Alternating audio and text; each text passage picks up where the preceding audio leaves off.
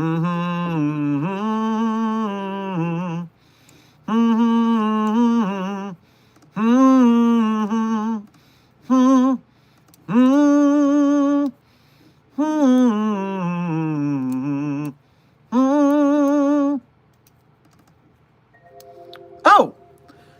hello there, Site 42 staff, as well as those of you from the greater SCP Foundation. And welcome to another Dr. Sherman's Office Hours, a subsidiary of the anomalous broadcast from Site 42. As always, I am Dr. Theron Sherman, Site Director of Site 42 of the SCP Foundation, as well as Head Containment Specialist. It's good to see all of you here so punctually. Starting with Junior Researcher Sally. Congratulations on being our most punctual chatter of the day. Congratulations on being first. As well, congratulations on reclaiming your green name, alongside your fellow green names, such as Non-Binary, America, Dark Duality, Dr. Puppeteer, Puppet Boy, Anna Gunnarsson, Chester Factory, A.A. Blackwood, Chance a Gambler, Scarlet Fox. Everyone who I have thusly named, thank you all for your punctuality, getting here right at the start of stream, and also thank you for being members. Your support to help out Site 42 is much appreciated, and also you're helping us to win the battle against the white names.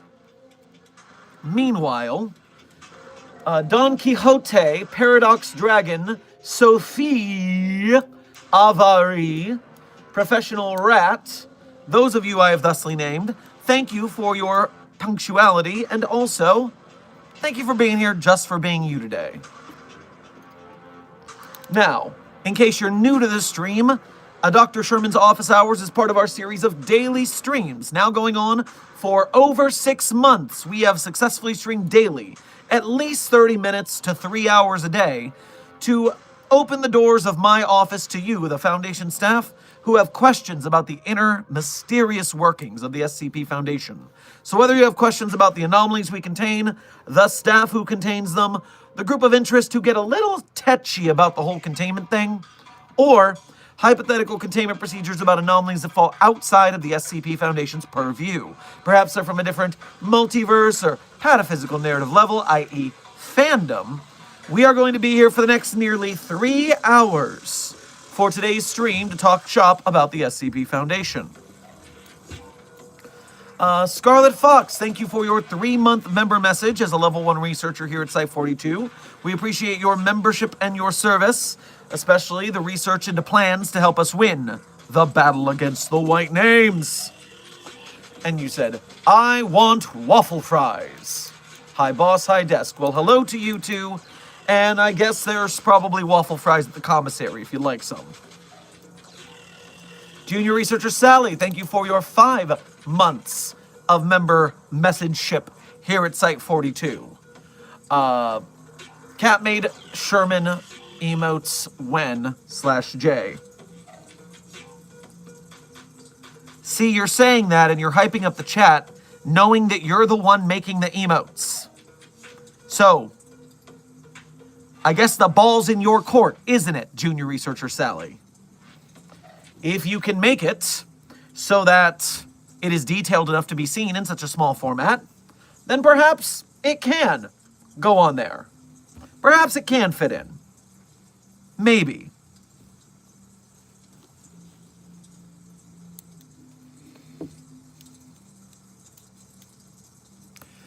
Robin St. Pierre, thank you for your first donation to today's stream, as well as being a member. Make sure to grab yourself a hot link on your way past the commissary.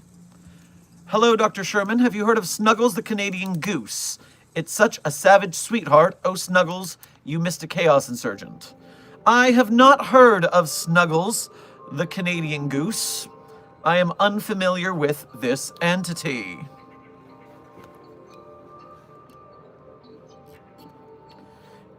Is this something I have to worry about?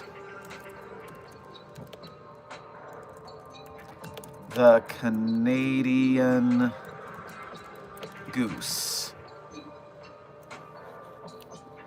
is not a specific individual, but refers to the common and often photographed behavior of Canada geese, especially goslings, snuggling together or under a mother's wing for warmth and protection. I was not familiar with this behavior of those demon cobra birds. But okay, now I am familiar, so thank you. Meanwhile, Dr. Alpha, thank you for your first donation to today's stream. Grab yourself a cup of joe on your way past the commissary. Note that I said at the commissary and not at SCP-294. Do not get a cup of joe from SCP-294. You know what will happen, and you know it's bad. Don't do it. Site redacted incoming message. Relevant information has been sent to your Foundation database inbox. Interesting, interesting. Well, I will have to look into that later on then.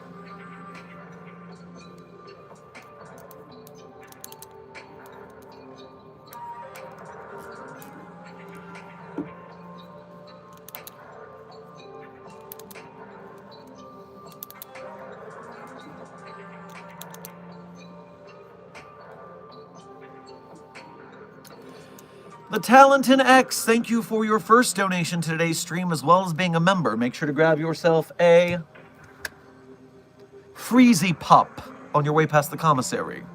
Director, we're getting a lot of strange traffic about 6-7. Is this in reference to SCP-067 or some yet-to-be-classified anomaly?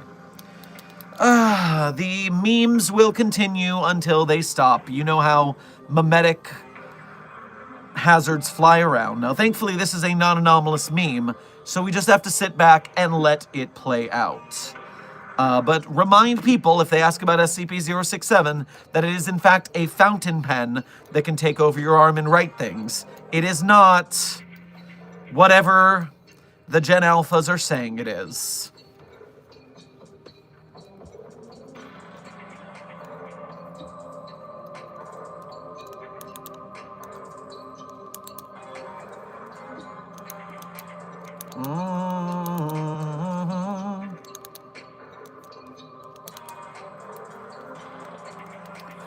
Scarlet Fox, thank you for your first donation to today's stream, as well as your member message previously. Make sure to grab yourself a Klondike bar on your way past the commissary. Be prepared for Hyper Fox today. I had coffee. Well, at least you didn't have whatever that brain implosion juice is. Yes, I finally realized that that was a meme that someone was talking about in the chat, and I had to do some catch-up to figure out what everyone was talking about.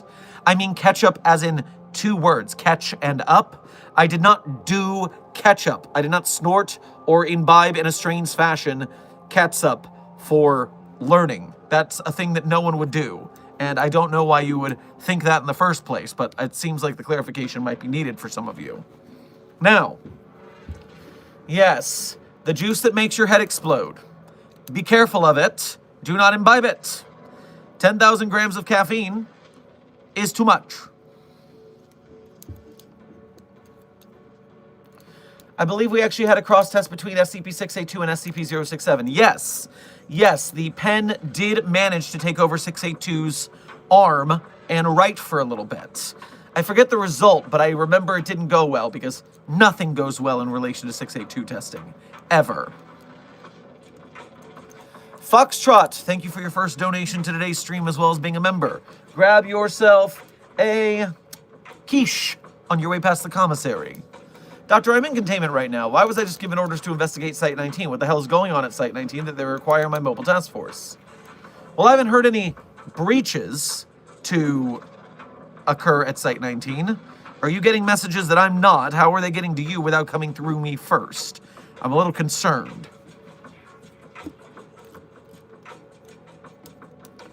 Are there any SCPs that break the fourth wall?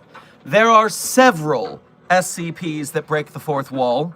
And in fact, many of them reference the fact that the SCP Foundation has discovered that they are a fictional creative horror writing website, and they do things to their authors in return, sometimes for vengeance or sometimes just to get us to lay off. Furthermore, there's a lot of SCPs that have a special formatting trick where they will, if you are logged into Wikidot, they will replace a certain name or word in there with your Wikidot username. So you'll be sitting there just going, yes, I'm enjoying this spooky website. And they'll say, yes, you are sure enjoying it, the Sherm. And when it's dark out and you're very tired and you're just scrolling in bed, it is not cool to be called out by name by a story you're reading. That's not cool, SCP Wiki. Bunch of jerks you are.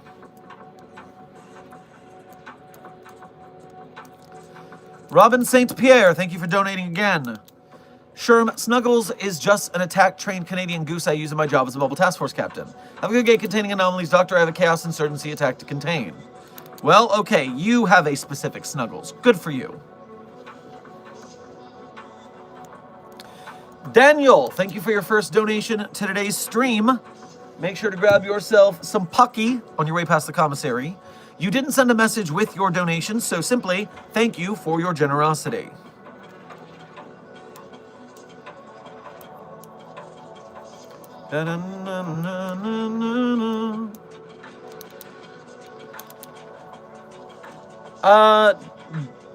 Daniel, yesterday we went over the interactions of SCP-914, the Clockworks, with SCP-1471, Mallow.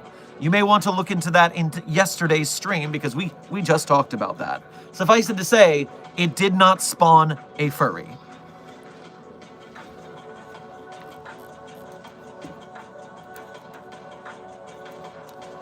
What is the meaning of life? Well, bored as hell, the meaning of life, the universe, and everything is 42. We are familiar with that. Certainly, it was a cause for naming our site what we have.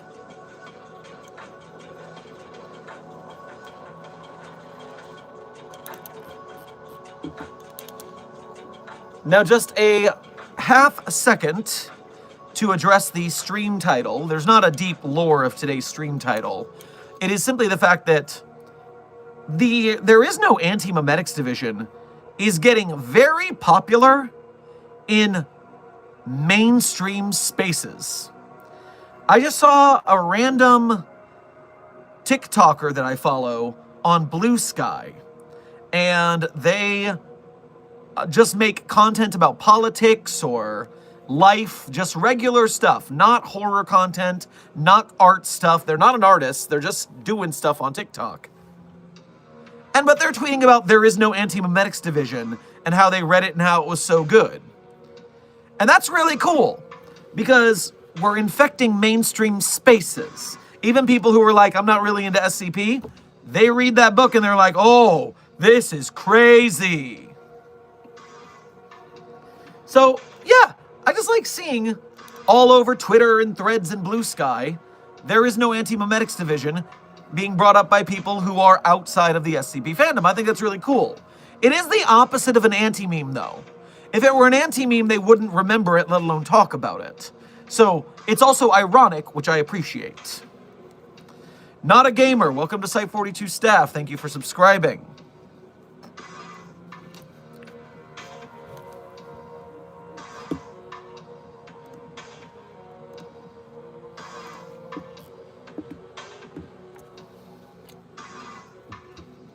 Is there an SCP that can morph into anything I want? Well, we have plenty of shapeshifters, intern Cookie, but a lot of them will not shapeshift into what you want. They will shapeshift into what they want. For instance, SCP-2006, codename Too Spooky. It is a shapeshifter, but only turns into things that will scare you. It likes to elicit fear responses. And so it turns into things to go boom!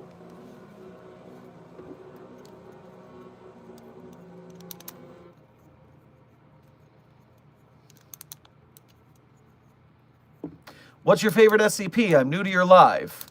Intern Forever. I always, as a tradition around these parts, tell you my favorite SCPs at the end of stream. It's part of the outro. It's a tradition around here, and that is, today at least, in 2 hours and 45 minutes. But if you want to cheat and find out early, you can go to yesterday's stream and just skip to the end to see the outro. Furthermore, you could just donate to the stream and then I'll skip it on your behalf. I think that's fair. Dark Duality, thank you for your first donation to today's stream, as well as being a member, and thank you for making the effort to go through the Ko-Fi.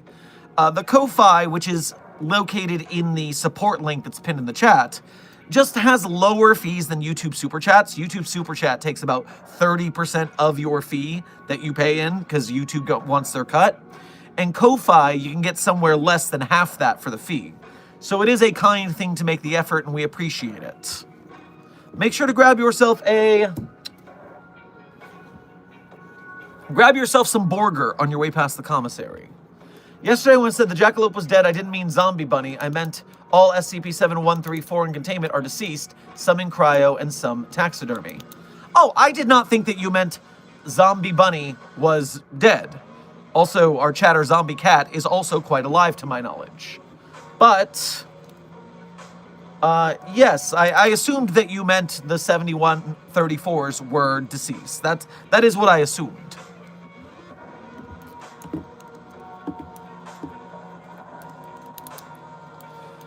Robin, thank you for donating again. Dr. Sherman, take your Nestix. Reggie found an antimemetic hat. I'll have Snuggles herd him to containment. Well, I hate that for us. Good old rememory juice.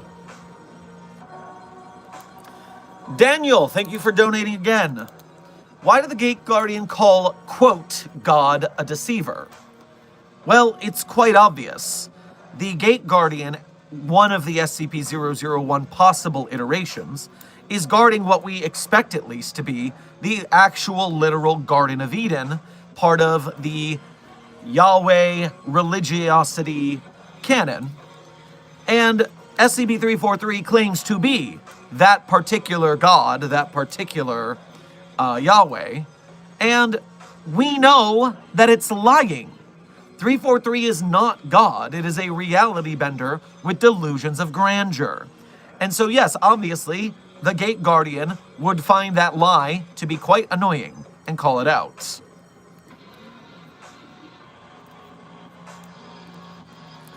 Foxtrot, thank you for donating again. Well then, I got off the line with one of my PVTs. Site 19 is apparently now a massive irradiated crater. What in the name of all that is holy happened? Well,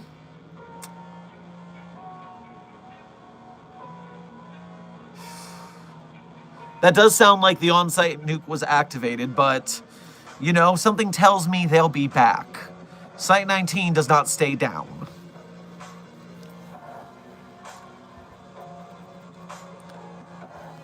Get Sherman to have a moment of silence for Agent Harpo. Intern Lagunga, are you saying something bad happened to Agent Harpo? Are you saying something bad happened to Agent Harpo? Lagunga, fill me in on the details. You can't scare me like this.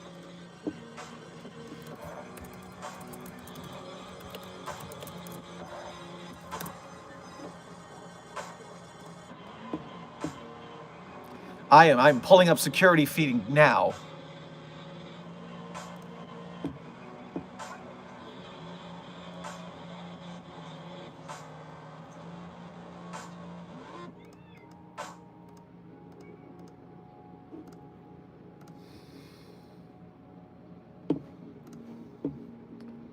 I'm coming back to the chat. I am searching.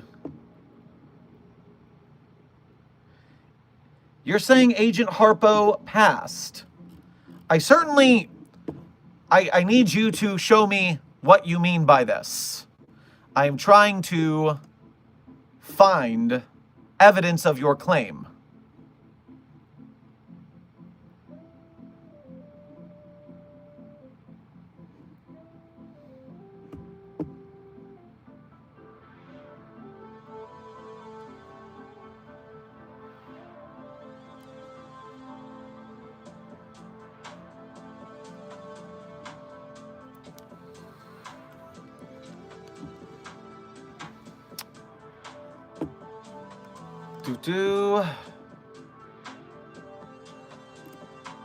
Desk, thank you for chasing down this link.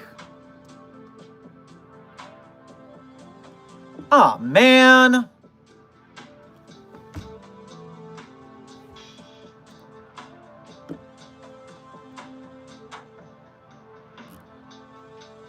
Frickin' A. So, that sounds like confirmation to me. Unfortunately. If you search this channel for Agent Harpo, you will see at least a couple of videos of Agent Harpo retrieving stolen anomalies and doing a very good job of it. But it does seem that Agent Harpo has passed. Here's to a real one. Zerdrin, you're right. 10 bell salute.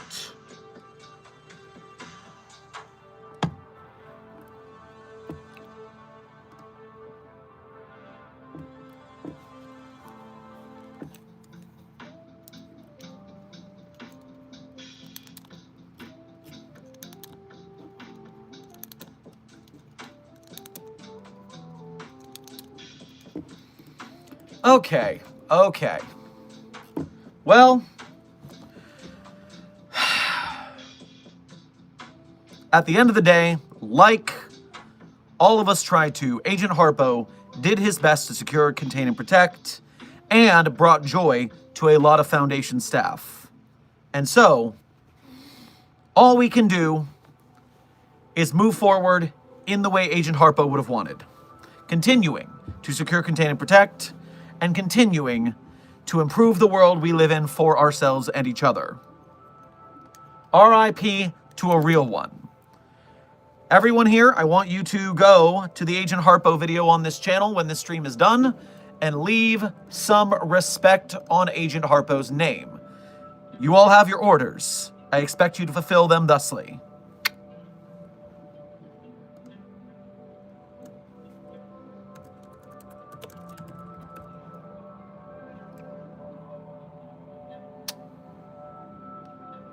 Okay. And Lagunga, thank you for the intel. We appreciate it. Sad news, but it's better to be in the know. Once more for the real G.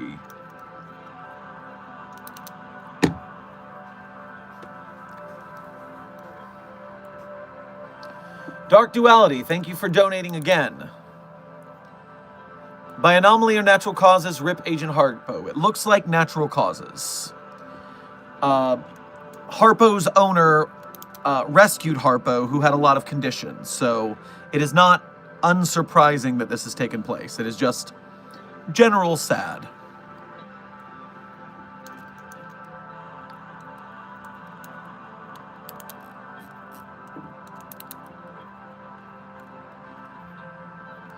Has the tree screamed yet? Come on, keep me updated. We have not yet got SCP-4521 to scream. Research is still ongoing, and we will succeed eventually. It just takes time and creativity.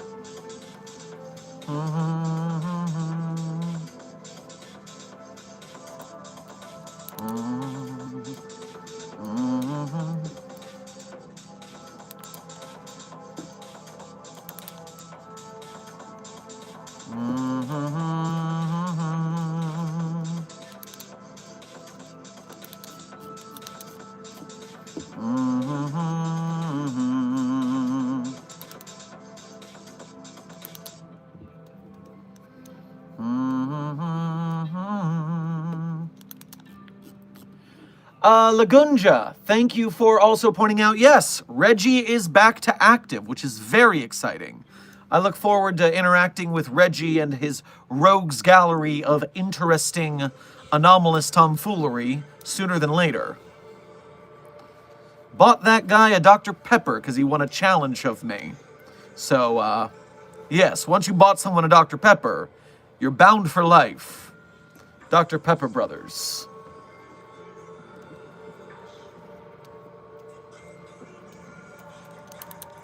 Have we got the full story from Steve yet? Dr. Frogman, after this weekend's strange scenario with nobody, that was last week, apparently you guys got a lot of information from nobody and filled me in. Now, the only question left was Steve. We know Steve was essentially taken out of his own body and put somewhere else by use of SCP-2719, codename Inside. So Steve was scooped out of his own body so that a CI agent could become inside Steve and pilot Steve like a flesh puppet to do all of the throwing me in containment for possibly being anomalous. So we know that much, but Steve is still having trouble with his memory of the time he was gone. And so I still question, what was Steve inside and what did it do to him? But at least we know that we're going after the Chaos Insurgents for now. We still have not picked up their trail of the remnants of that squad that raided us. So if anyone's got any ideas to hunt them down, because they've gone to ground pretty well, we have been unable to scout them yet.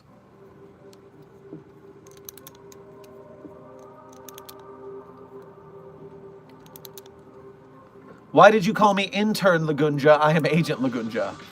Yes, Lagunja. Everybody who's a white name in the chat is an intern. Promotion comes to green names. You can be a level 1 researcher, a mobile task force captain, or even an overseer in the Foundation at different levels of green namery. But when you get to green name, the problem with green namery is that it doesn't tell me what member level you are, so I can't refer to you probably your proper title by then. So I just usually call you researcher, doctor, or agent, depending on what your display name is.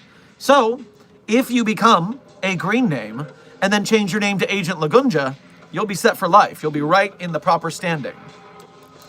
I think SCP authors should have the ability to choose their rank. Well, they can choose the rank for their characters, that's for sure, Dr. Frogman. But what we are here at Site 42 is a little bit different. I mean, that's not fair to say, because Dr. Sumerian is still a doctor, even if he's not a member. So yes, if I know you're an SCP author and I know your rank, then I can go with it. How do I be a green name? Well, if you have a YouTube account that allows for it, you can go to our channel page, and there is a membership button where you can join as a member. And so that is where you become a green name.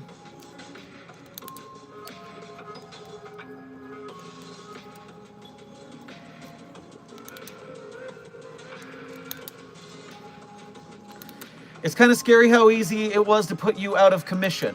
Well, Zombie Cat, remember that any protocols can be used for malfeasance. It's something we have to be ever vigilant for. The rules are the rules, and the rules should be enforced for reasons.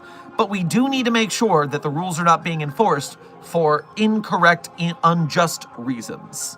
And so the agent who took over Steve was able to use our own protocols against us. I mean, I wasn't going to have a problem with being even tested for a day, but they managed to accrue power through legal means within Foundation bylaws.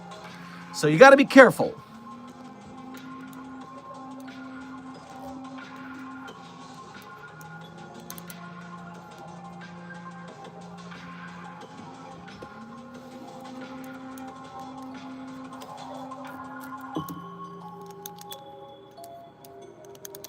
I would donate, but I'm broke. How much does SCP pay? I'm going to get a degree just to work at the SCP Foundation.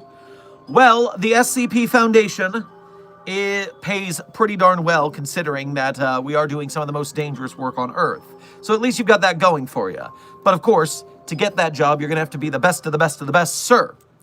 But either way, just a quick reminder to chat. As always, it is not required to donate.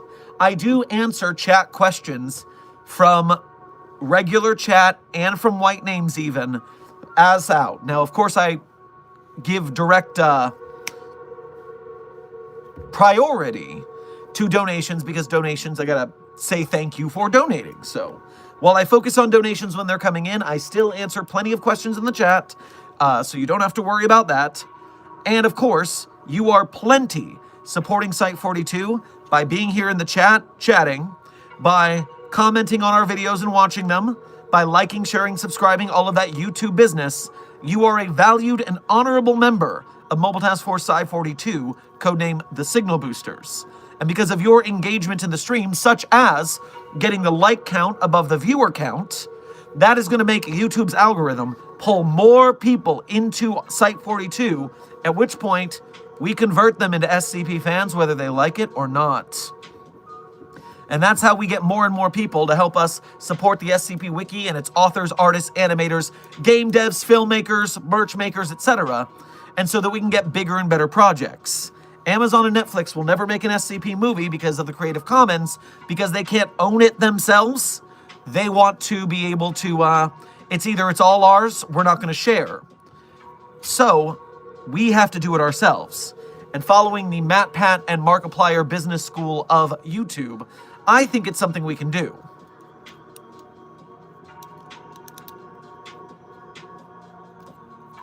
Robin St. Pierre, thank you for donating again. This is Mobile Task Force Captain St. Pierre. Have you heard of the French Pelm ARG? Also ever heard of Madman Fenrir's America Wizard series? Good humor. I have not heard of any of those things, actually. You have completely sideswiped my knowledge. Congratulations.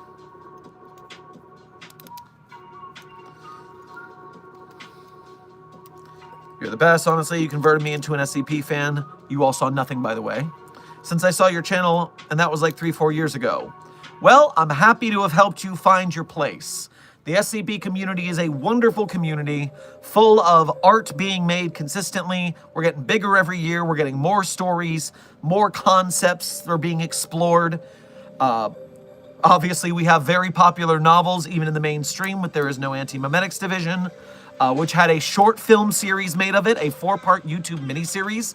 If you haven't seen There Is No Antimemetics Division, from friend of the channel, Andrea Joshua Aznikar here on YouTube, check that out later, because the Teen Ad series, it's indie, it's a little low budget, but imagine what they could do if we got them more time and more budget. That's what we're doing here at Site42.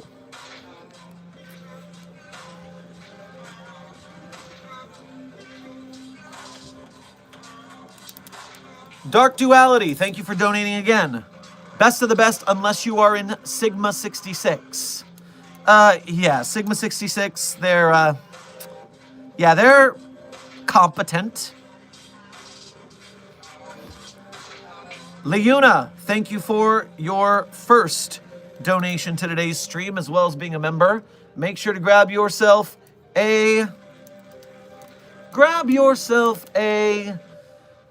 side of hummus and some pita bread on your way past the commissary. What would happen if Ko the Face Stealer from Avatar met SCP-056? Also, I just finished a book about Hell's Help Desk.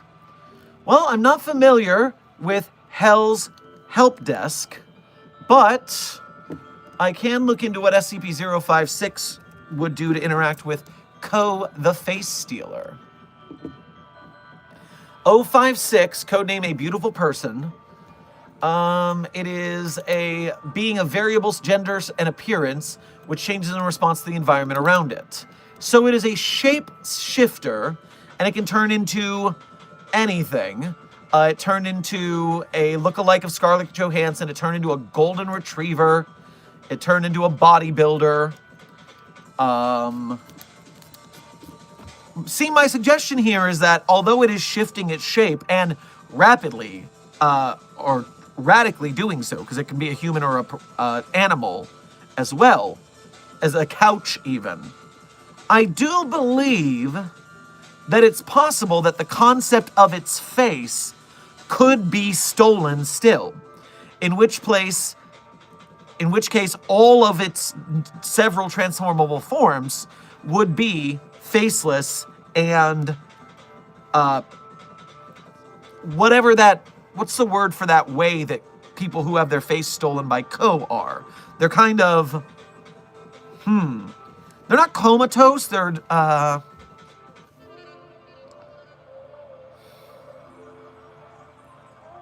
What is it called? When they're just kind of still and quiet, lethargic. You get me. You get me.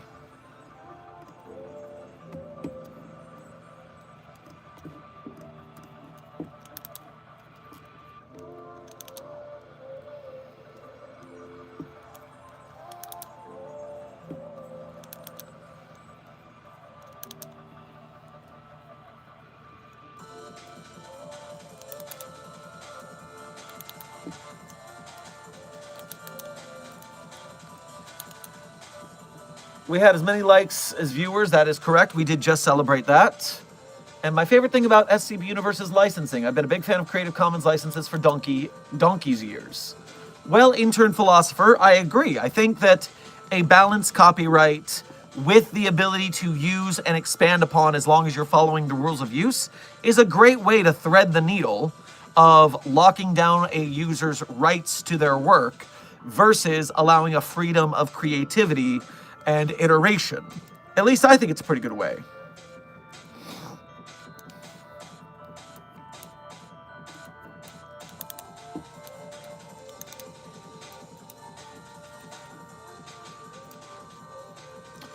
Dr. LL.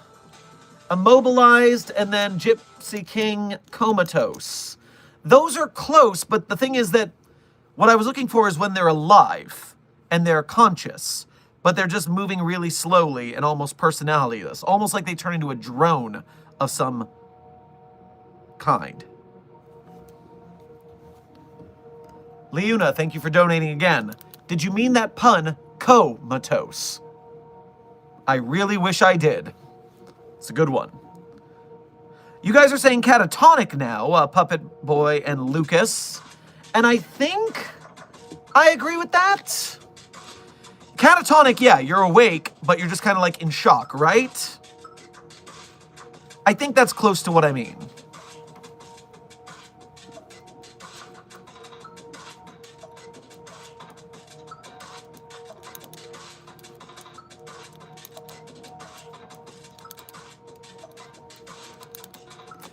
Dark Duality, thank you for donating again. What they isn't telling y'all is that Sigma 66's captured group of interest members, still great but not recruited. I'm in 16 Tons Mobile Task Force team. Ah, I see. Well, yes, we try to keep Sigma 66 under wraps because otherwise we have a lot of trouble with the double agents and all the other things we're dealing with. So we gotta keep that on the down low.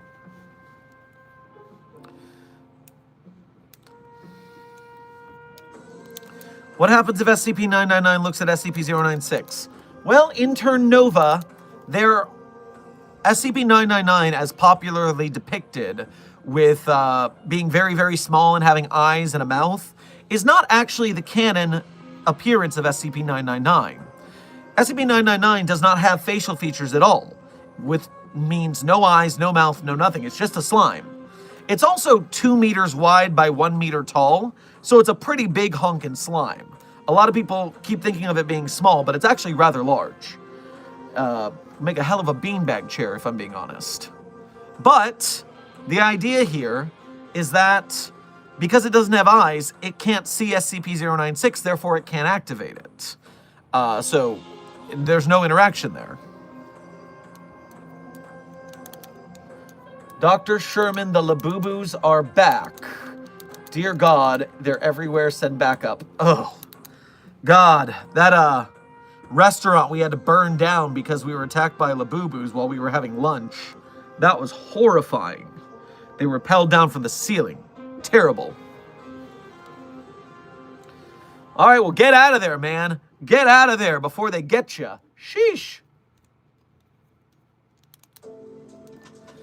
Puppet Boy, thank you for donating again. Or no, thank you for your first donation of today's stream, I believe. As well as being a member. So make sure to grab yourself some... You know what? Grab yourself some nice fried chicken on your way past the commissary. Sounds like catatonia or disassociation to me. Yeah, disassociating is what I actually think I was thinking of. Yes. Cool. Good work, Puppet Boy. I have no idea what any of the SCPs are. I just know I'd never understand any of it, but it's super cool. Well, intern Macy, all you have to do is go to the SCP Wiki. You see, when people hear Wiki about SCP, they get confused. Because if you go to the Marvel Wiki, that is a wiki describing Marvel properties. So it's a fan creation describing and accruing the lore of the actual canon, which is the Marvel comics and films and things like that. But the SCP Wiki is the source of all SCP lore. The SCP Wiki is not fans describing the SCPs. The SCP Wiki is where all of the lore is written and kept. And so the SCP Wiki is the official source of all SCP stories. If you want to understand an SCP, all you need to do is go to its document page and read it. And then maybe decipher the secrets of it, because sometimes SCP authors can get really oblique with their references and opaque with their detailing. Sometimes they want to hide the secrets and make you dig for them, which, you know, can be fun sometimes.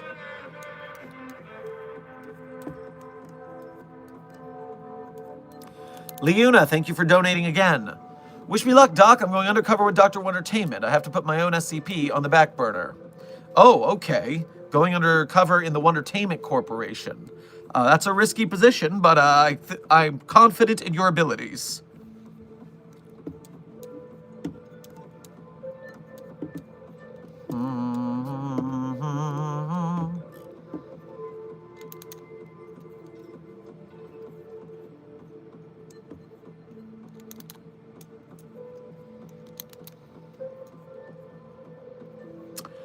O5 Council, thank you for your first donation to today's stream. Grab yourself some ginseng tea on your way past the commissary. And since you didn't send a message with your donation, simply thank you for your generosity.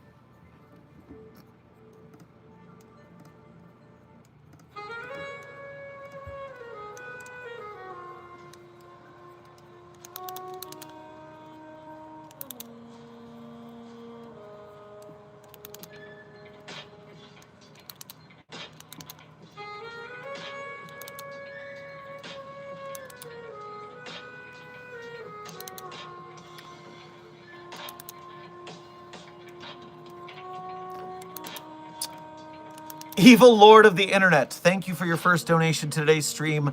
Grab yourself a hot pickle on your way past the commissary. And of course you're twirling the pen live.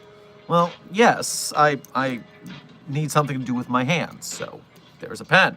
It works.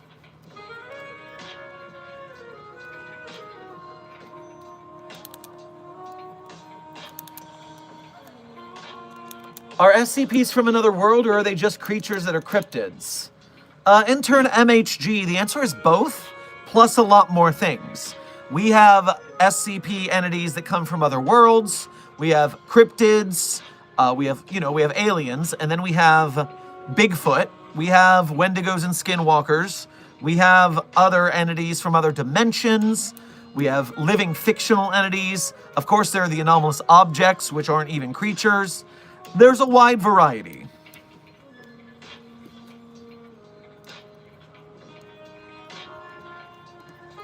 Leuna, thank you for donating again. A little bonus to get desks some polish. Praise be. Well, praise be to a freshly polished desk indeed.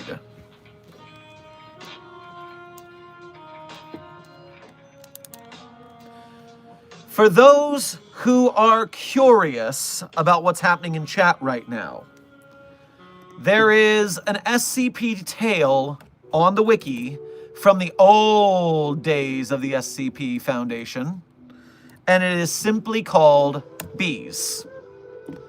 Written in, let's check the history. Written in, I thought not. Yes, written in 2011, so 4 years after the SCP Wiki was started. Bees is the story of a man who is being somewhat haunted by bees. Or at least he's going crazy at the thought of bees. And all we have are this person's journals of madness. And so an excerpt from his madness journal about bees. What if bees went to the parade, or sorry, let's start here. What if you could mail order bees? What if the store has a sale on bees? What if the bees had a gay pride parade? What if the bees went to the parade with no clothes? What if they accidentally, intentionally, paved over bees? What if I accidentally bees? What if bees could live in any hollow area? What if bees were secret agents? What if you and bees had a highly different taste in music? So, these are the rantings of a madman having some sort of bee-centric anomalous breakdown. You can enjoy this in all of its glory on the SCP Wiki database. The tale is titled Bees.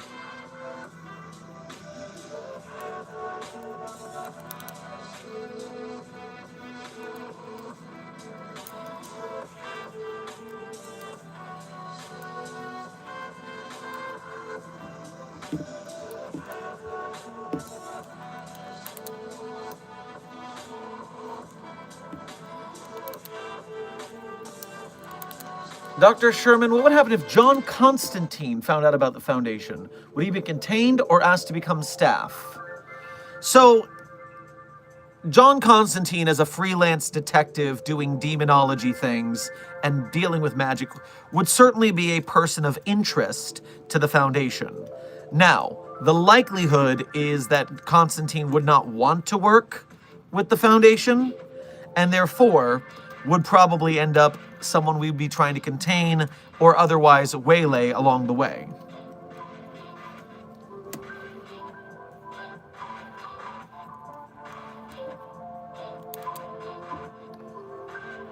What if God was a bee, buzzing along gingerly? What if all gods were bees? What if Dr. Sherman was a bee? I think these hypotheticals are getting a little too esoteric. What do you think of Cognito Inc.? Well, intern Reagan, I think they did actually quite a fine job at what they were up to. Yes, there was slight incompetence and overzealousness here and there, but not any more than any other secretive organization. They were certainly doing a better job than the Illuminati of their universe. And I do declare that bring back Inside Job, Netflix. Do it, cowards.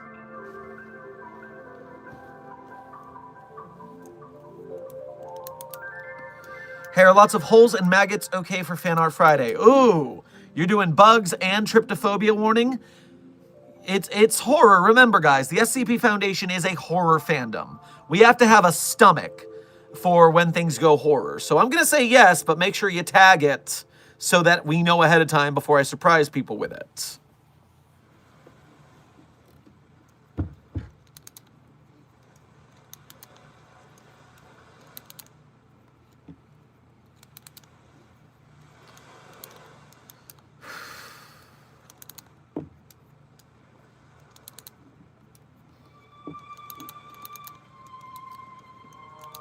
Have you ever thought of joining the Chaos Insurgency? O5 Council, are you trying to entrap me? It's not going to work. I have never once thought of joining those traitors. They're ridiculous. They're inefficient. They're doing a bad job at their work. It'd be even better if we got them completely decommissioned, or at least the ones that we're trying to find because they stole intel from us that might end the frickin' world. So it would be nice if we could hunt them down and end them.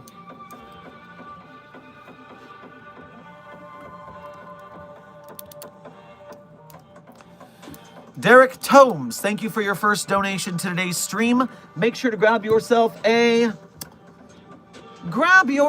nice handful of gummy worms on your way past the commissary. Or as SCP-2337, Dr. Spanko calls them, strangle fruits. Derek Tomes, you said, your fantastic delivery and diction is much appreciated, Dr. Sherman. Thank you for being so cool, hip, and popular. I appreciate dedication to the cause. Well, stop, don't stop, say more. No, I appreciate it. I'm glad you appreciate the effort, and I appreciate putting forth the effort. I've done a lot of things in my day, and it's all culminated to this somehow. And you know what? Can't be disappointed in that. Because what we're doing right now is we are making the world a better place by inspiring artists and boosting the work of artists of the SCP community. So, everybody wins, I believe. Ever since Inside Job was canceled, Cognito was shut down. Now I'm an intern at the Foundation. This is great. Not. Well, Intern Reagan, you are very careful. Not careful. You're not at all that. No, I was going to say capable. And with that being the case, I would not be shocked if you very soon reached a promotion.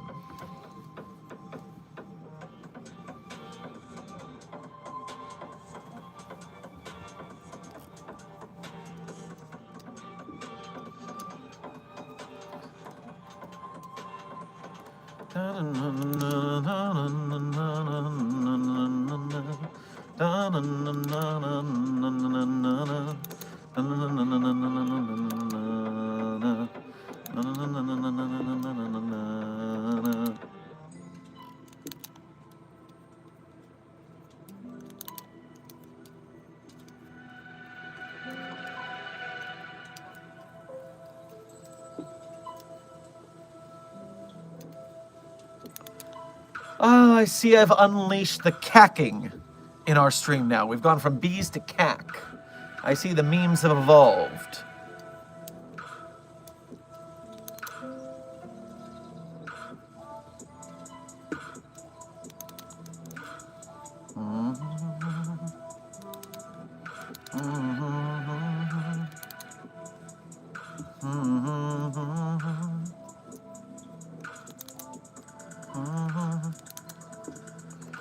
Yeah, I'm inspired to draw Dr. Sherman as a cat boy in a maid dress. I'm so happy for you, junior researcher Sally. But furthermore, if you're excited about a cat-made waifu Dr. Sherman, perhaps you will all remember our goal of getting 5,000 Site 42 members.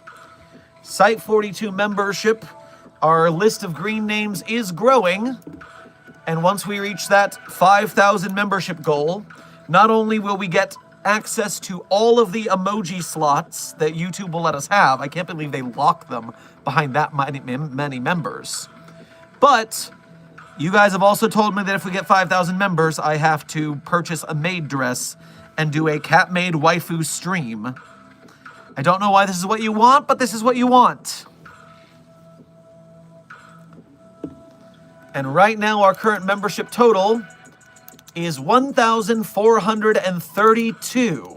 I see some of the gifted memberships are expiring, which will happen, so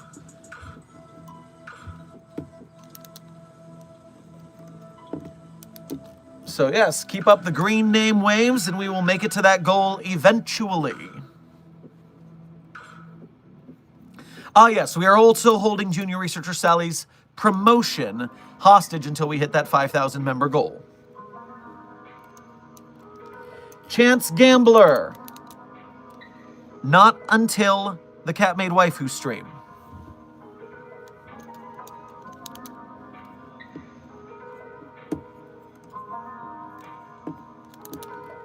Dark Duality, thank you for donating through the Ko-Fi once again. Looking for an SCP that is a graffiti owl thing that attacks and people they come close and may have unalived some kids in a playground. I know an audio RP channel on YouTube making an SCP-ish thing called Center, Dark and Twisted Whispers. So, an SCP-like organization based in this fiction. Interesting. And then SCP Graffiti, I'm familiar with that entity. I don't remember it being an owl, but yes, I guess it was an owl. It's SCP-1155, codename Predatory Street Art. That's what you're looking for, Dark Duality.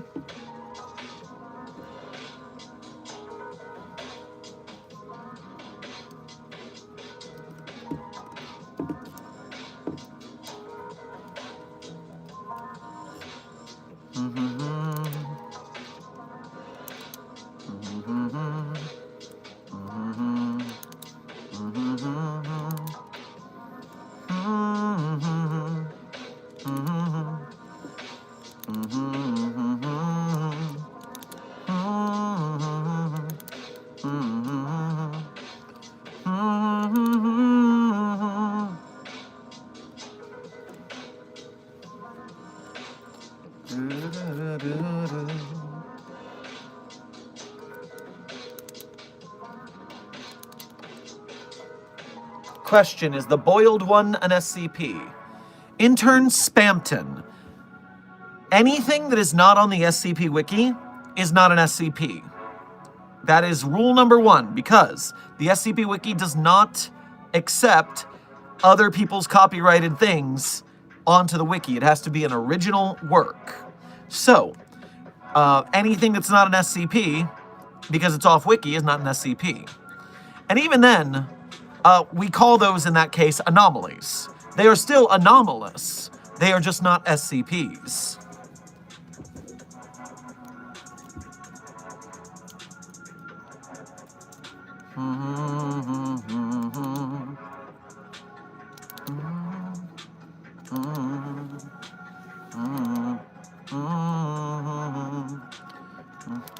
Where is the boiled one from again? It's an analog horror series here on YouTube, I believe.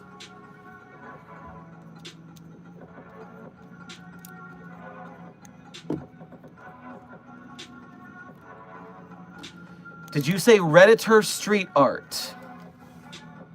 No. Unplug your ears. I said predator with a P. Predatory. In fact, I said predatory. There's a Y at the end, too. Predatory street art is SCP-1155.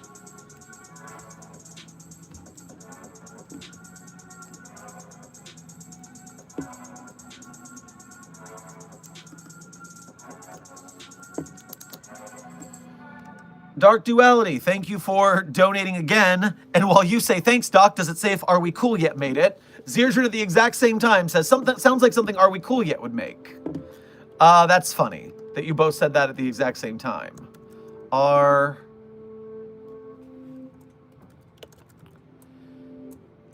It looks like, at least in the documentation, it is not linked to Are We Cool Yet.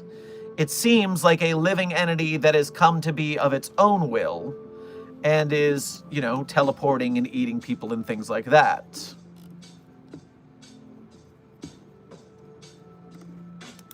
But while it is an artistic SCP, it is not an Are We Cool Yet SCP.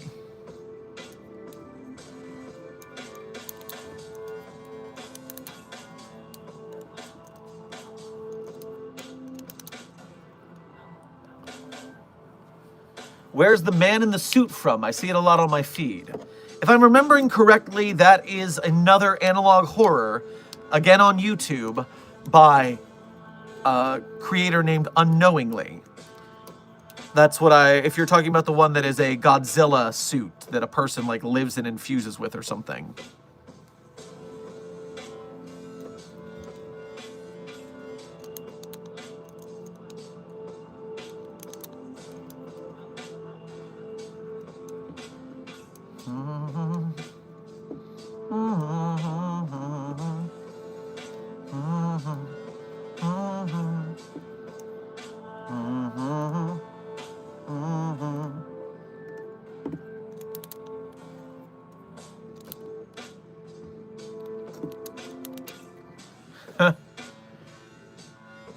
Jesus died for our sins, spelled A-R-E sins. Clever. Very clever. Now, here's the thing, though. We're containing 5 Jizai right now. Uber driver Jesus, bread Jesus, Vor Jesus, Milk Jesus, aka Jesus, and Cockblock Jesus. There are 5 different Jesus SCPs, and all of them are alive. So, I mean, I guess they didn't die that well.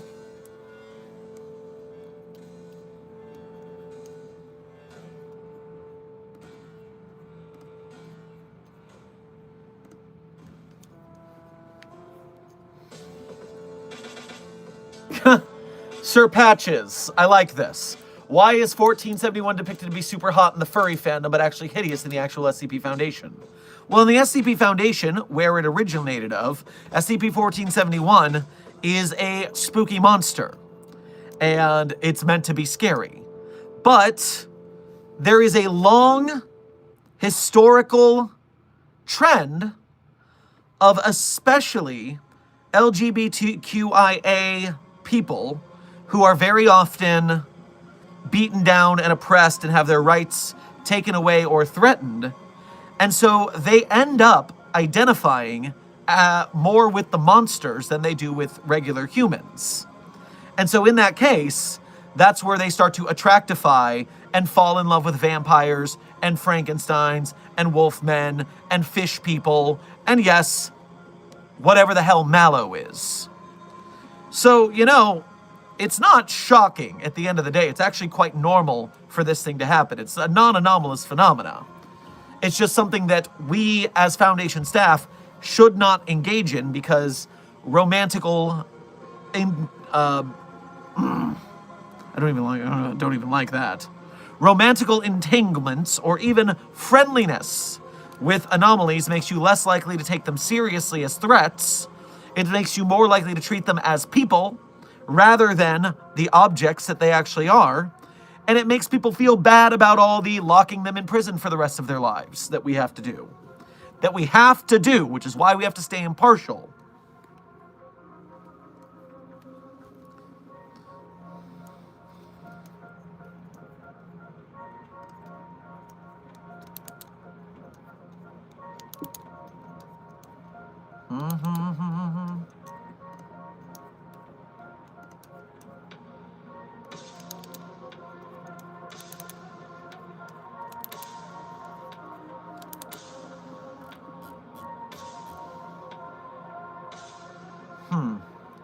O5 Council, thank you for donating again.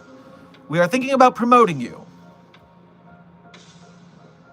I'm already a site director. There's not a lot of other places that you can go up from site director. And all the ones I can think about are, well, let's just say I am quite happy doing the good work I'm doing here at Site 42.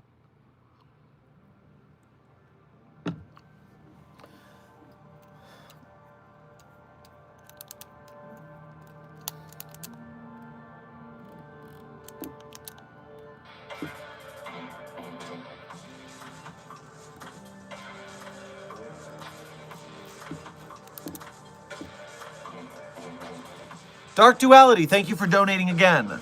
Some of my former pals from Are We Cool Yet would always talk about making stuff like that. I was against it, so they in the end wanted me to get out of the way. Yeah, even some of their head artists think it's ridiculous how much these guys make so much art what kills you. Because you're not going to get the point of the message if you're dead.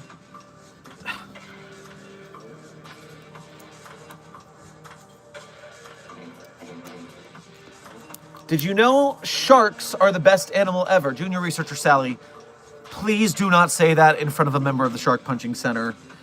Oh my word, you will not survive it.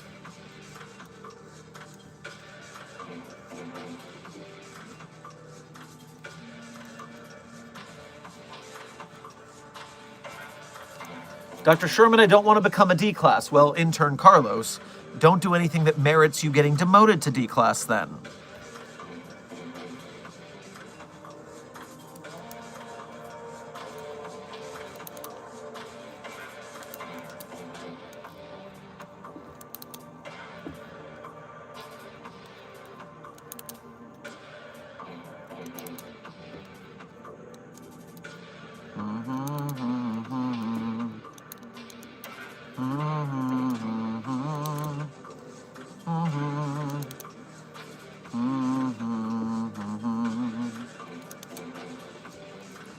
I mean, are there any SCPs with genuine children? That might be a reason to doubt, just saying.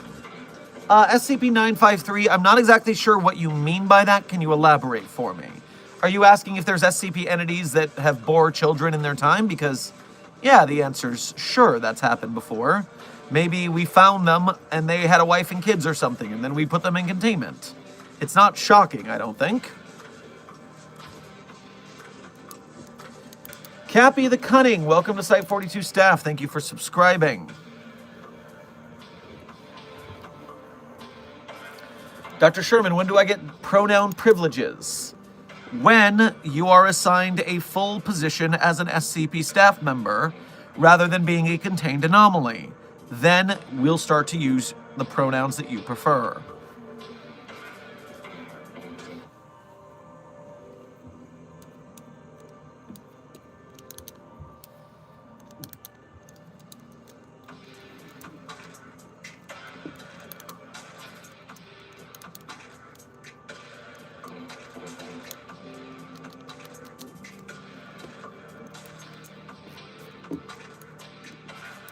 Original Shorai, thank you for your first donation to today's stream as well as being a member. Make sure to grab yourself some Cajun fries on your way past the commissary. I brought elven tacos in the break room. I swear it's not goblin or gnome this time, it's dragon. Huh. You know, I never understood putting dragon meat in tacos because dragon is such a tough meat. I mean, at least if you're familiar with the Dungeon Meshi ways of cooking, then you are familiar with dragon meat as an aperitif. And so, yeah, I think tacos should probably be a lot thinner, leaner meat. That way you can cook it up real quick. But, you know, I'm not a chef. That's for the commissary to decide.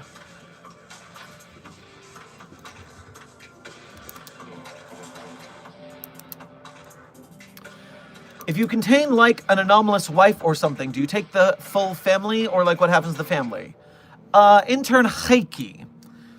When we find one member of a family is anomalous, standard operating protocol is to contain the anomaly and then amnesticize the family so they don't know what happened. Now, at that point, we probably make them forget. We probably cause them to think that their person died in an accident long ago or something like that.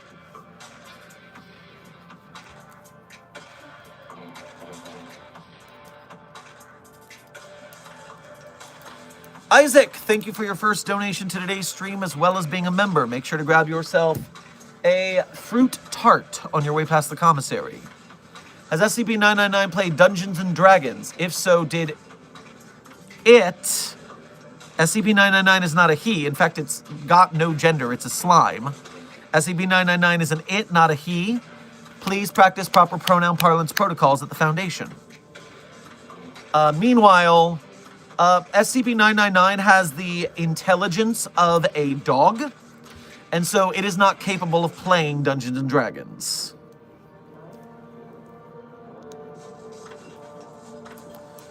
Dark Duality, thank you for donating again.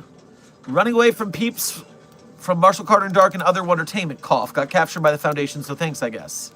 Yep, yeah, you're gonna have a better time with us than you will with them. That's for sure. Sell you to the highest bidder or put you through whatever testing they do for other anomalous toys. Yeesh. Original Shorai, thank you for donating again. It was slow-cooked, very juicy. Okay. If they slow-cooked it, I can see it. All right. Well, I mean, I guess I'll find out when I hit the break room after stream, which, by the way, we are 70 minutes into stream, which means there are 1 hour and 40 minutes, 1 hour and 50 minutes left in stream. So just little less than 2 hours remaining in today's stream.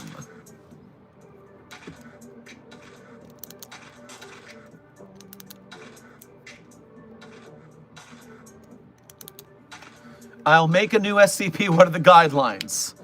Intern patches, let me refer you to the SCP Wiki home page, where in the upper left corner of the sidebar, You can find the guide for newcomers, how to join the site, and you can find multiple guides about writing SCPs properly. That would be the best place to find the guidelines for submitting new documentation.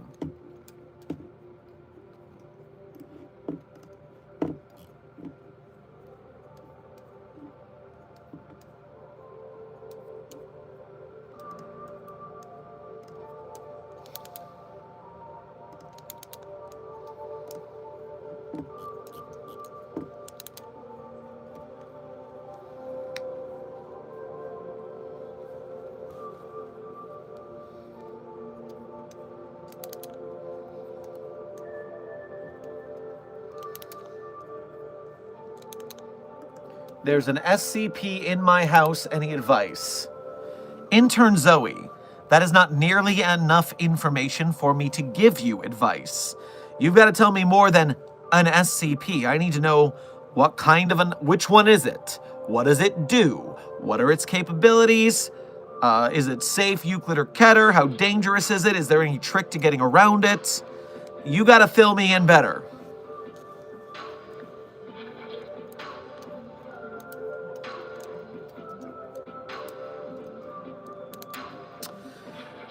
Doubt you'll see this, but been watching you for a few years. The entertainment you provided has got me through some tough times, so thanks for the entertainment, man.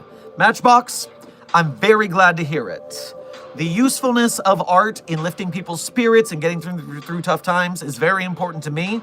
It's very important to me in inspiring that in others so that they will create and help other people down the line. So I'm glad I saw your message, and I'm glad you're having a good run with it.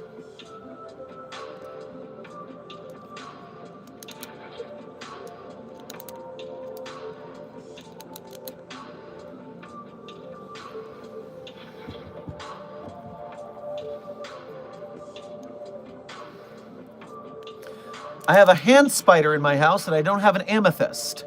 Then run fast, because, if it's hungry, your face is what's on the menu.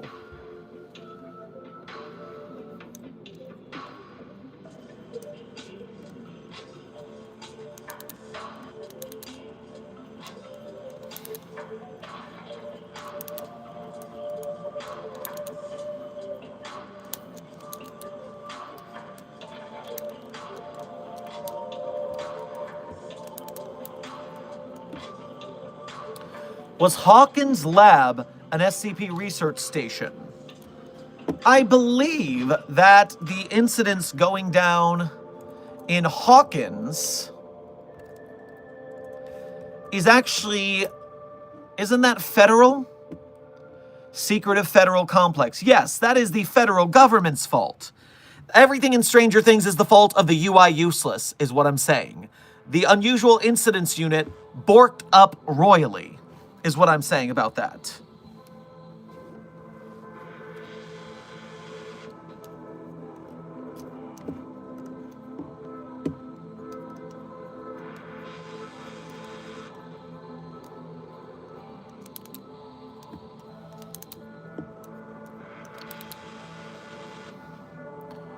Where is the Mothman?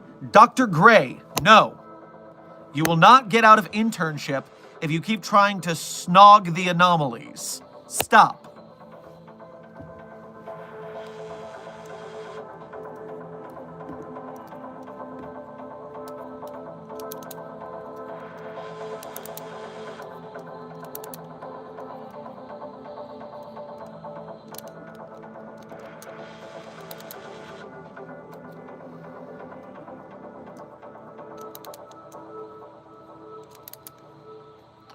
Dr. Sherman, the families deserve to know. Why am I emotional? Listen, we can't do that. It would be a breach of secrecy. We can't let knowledge of the anomalous spread, and so measures, as distasteful as they may be, have to be performed. For more information on this, you can look at an article such as SCP-4051, codename Your Friendly Neighborhood Keter. Agent Miller, I believe, Rainer Miller, also had issues wanting to contact outside family, but that is not allowed.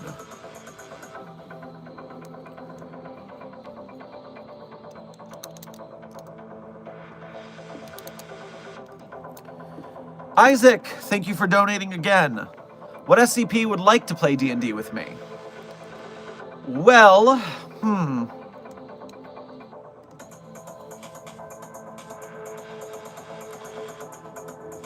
SCP-008-J, codenamed Jeff, is pretty down for a Dungeons & Dragons night.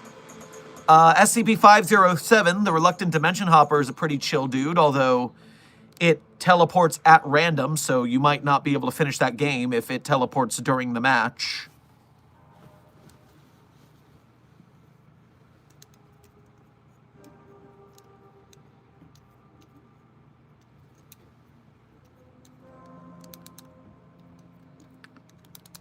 Could SCP-5094 help kill SCP-682?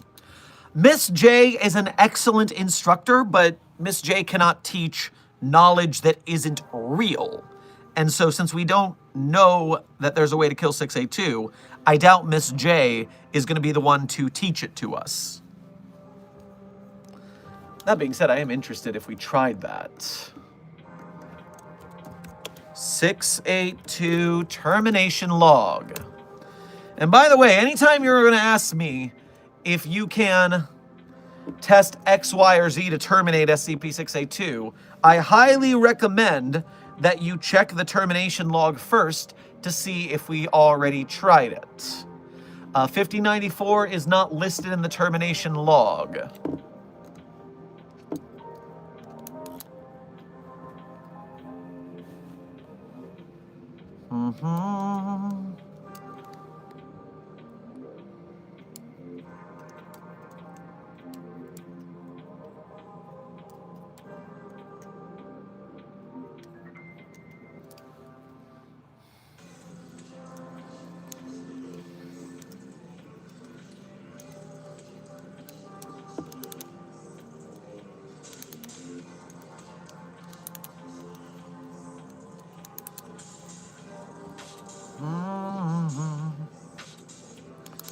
What happens if the child of an anomaly gets a job at the Foundation and learns what we did to their parent?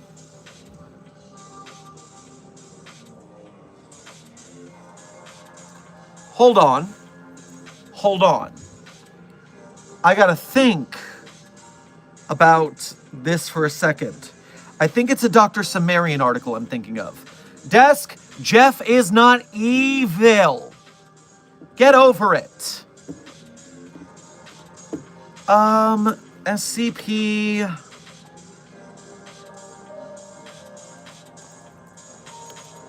My first guess, it's a Sumerian article, so I'm going to go to Dr. Sumerian's author page, although this will take me a minute, because Sumerian has written way too many SCPs. All right.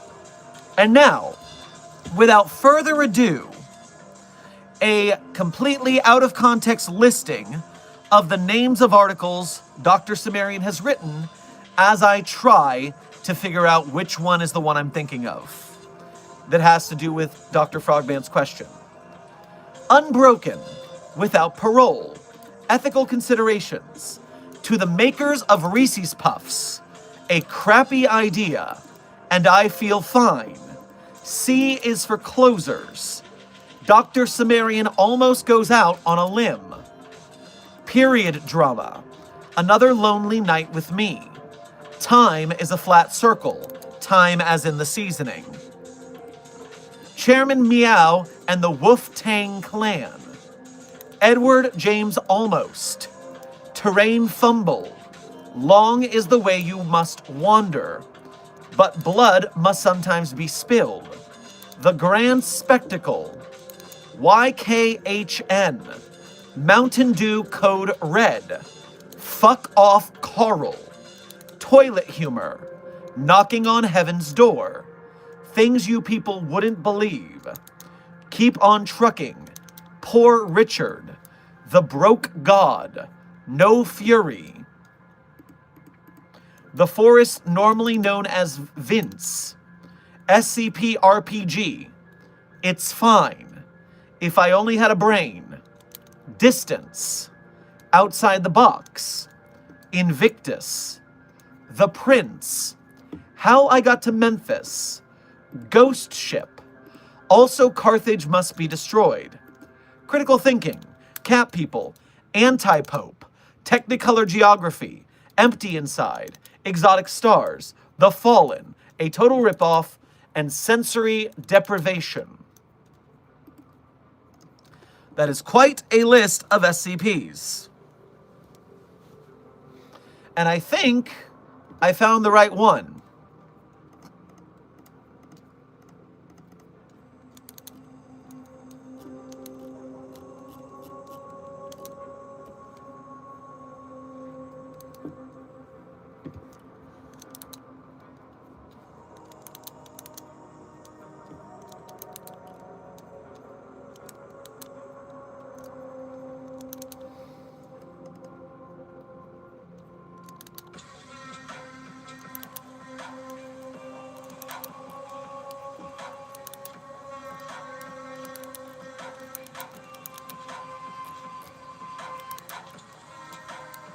Yes, okay. So I found the SCP I was thinking of to end this tangent. The SCP I was thinking of is called SCP-2632, codename No Fury. So, why did Dr. Frogman's question remind me of this? So, SCP-2632 is a human that possesses unusual longevity and is unable to be harmed by any available means. SCP-2632's aging appears to have arrested completely during its time in Foundation custody. 2632 displays physical characteristics which are consistent with a 68-year-old male. Historical records indicate that the anomaly was born in the year 1810 in the Republic of West Florida. Oh dear God. An immortal, invulnerable Florida man. Sheesh!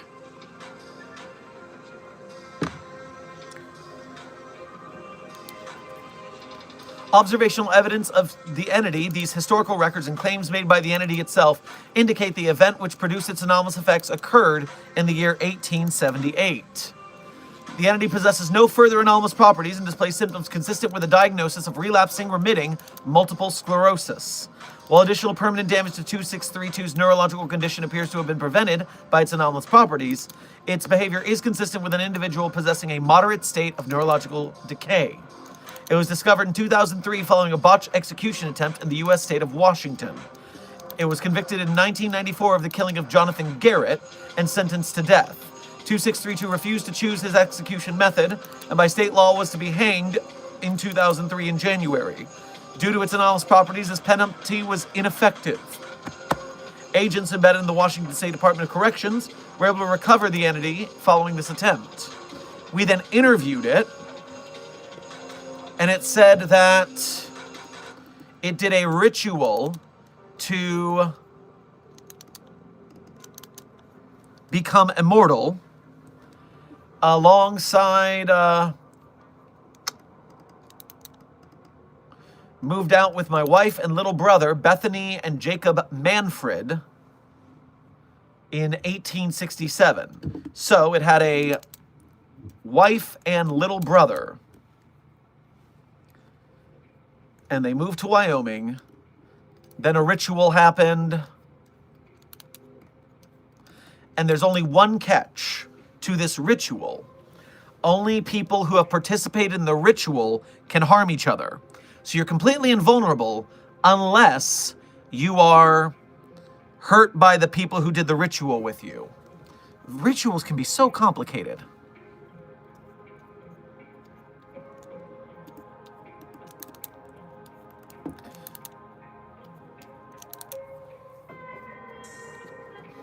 And then, while the three of them, Jacob, Bethany, and 2632, were now immortal, the wife and the brother had an affair. And it seems that our anomaly killed his brother.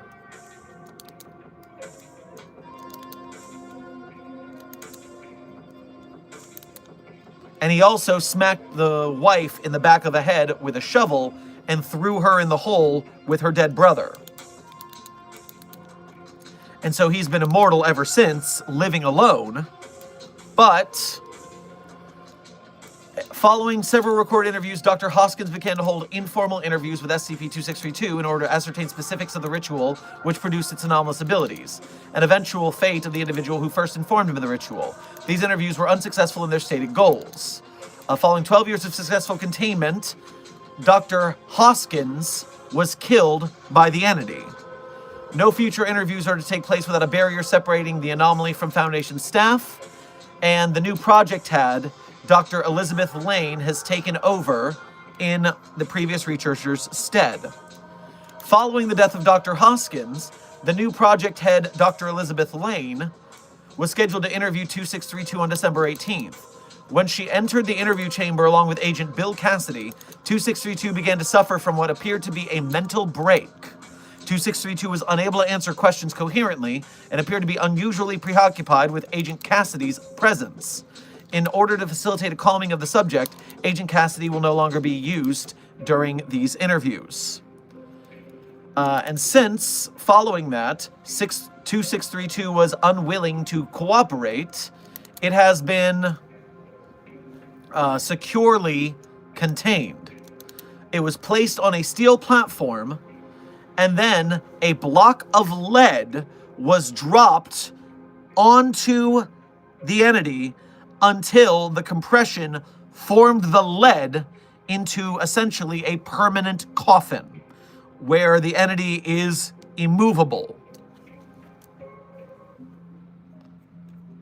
And so now, 2632 is just lodged under a giant lead cube, immobile for eternity. Now, we did later discover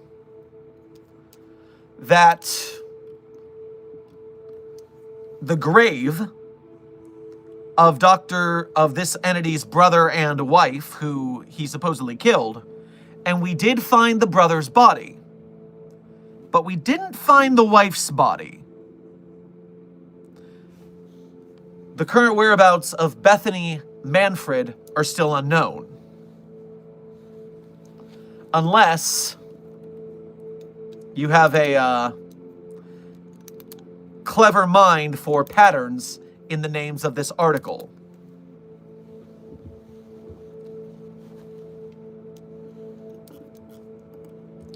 So yeah, what happens if you get a job at the Foundation and one of your family members is either contained or a staff member? Sometimes, not good things. Wait, the doctor was the wife. Oh, you mean that Dr. Elizabeth Lane was actually Bethany Manfred? I can't imagine. Can't imagine. That's crazy talk right there. No one would ever think that.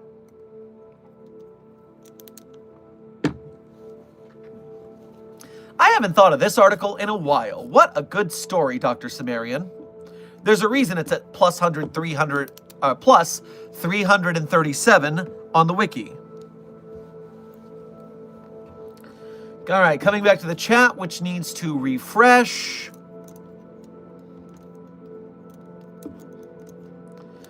Aflac, thank you for your first donation of today's stream as well as being a member. Make sure to grab yourself some schmores on your way past the commissary. Dr. Sherman, Chimera is mistreating SCP-999 again. Wow. We haven't heard from Chimera in a long time. Are you sure Chimera is still around and you didn't just see an old security tape? Hello, what is the stream about? Well, hello, intern Dristvo. Welcome to Site42's daily live stream. Every day for 30 minutes to 3 hours a day for a 6-month daily streak and running, we here open our office doors to you, the Foundation staff, to answer your questions about the anomalies we contain, the staff that contains them, the groups of interest who get annoyed at us containing them, or hypothetical containment procedures about anomalies that fall outside of the SCP Foundation's purview. Perhaps they're from a different multiverse or pataphysical narrative level, i.e. fandom. I, Dr. Theron Sherman, Site Director of Site 42 of the SCP Foundation, am here for another 90 minutes to answer your questions. We are halfway done with today's stream.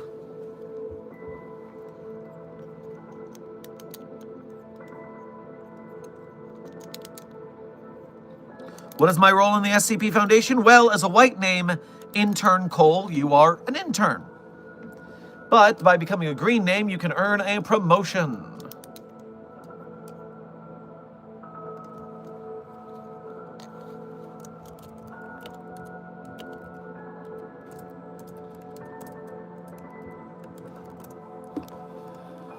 Dark Duality, thank you for donating again. Mr. Hungry has breached. It ate part of a wall.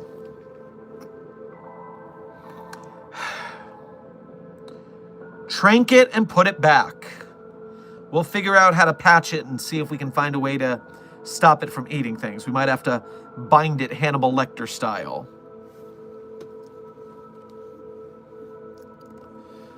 VW, thank you for your first donation to today's stream as well as being a member. Make sure to grab yourself a pineapple on your way past the commissary. Which agency is more pathetic, the UIU or the GRU Division P? The UIU, definitely. For sure. I mean, UI Useless is their nickname. The GRU Division P, while in tatters due to the falling of the Soviet Union, still has some pretty decent anomalies in containment and can be a bit of a threat at times.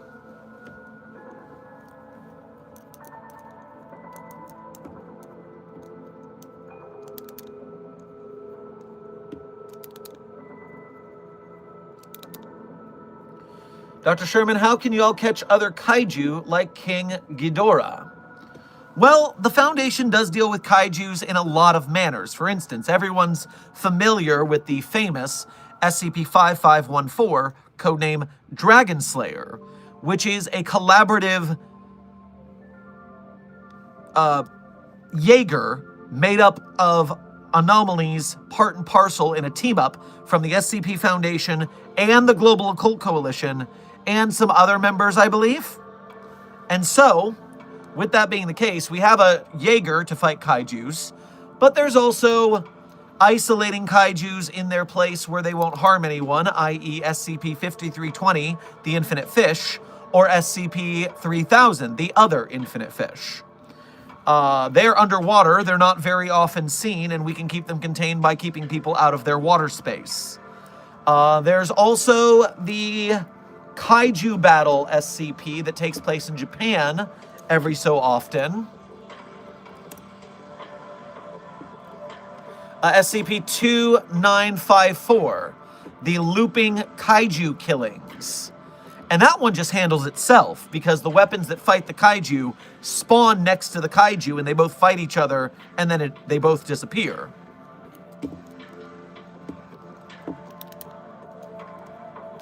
Raccoon Dog, thank you for your first donation to today's stream as well as being a member. Make sure to grab yourself one of those corn dogs that is actually a pancake wrapped around a sausage for breakfast corn dogs on your way past the commissary. Hey Doc, how's the Steve situation going? Well, the good news is that you guys were able to get nobody who invaded our stream the other day to give you the intel that Steve was booted out of his body by the Chaos Insurgency using SCP-2719, codename Inside. Now, Steve is not fully up to snuff yet. I fear where they put Steve inside of, as they were inside Steve's body, controlling it. So, we need to figure out how they traumatized Steve and what we can do to fix that for Steve. But, more importantly, is chasing down the rampant dregs of the contingent of the CI that raided our base and now is trying to use SCP-3086 George the Chinchilla to destroy the world. We need to find the multiverse even. So we need to find where they are before they can communicate their knowledge of SCP-3086 back to the Chaos Insurgency proper. Otherwise, they are going to be much harder to stop. Love your videos, been watching them in the past couple of years. Keep up the great work. Well, thank you, Intern Jose. Appreciate your patronage. We're doing our best to make fun SCP content here, and we're glad you're enjoying it.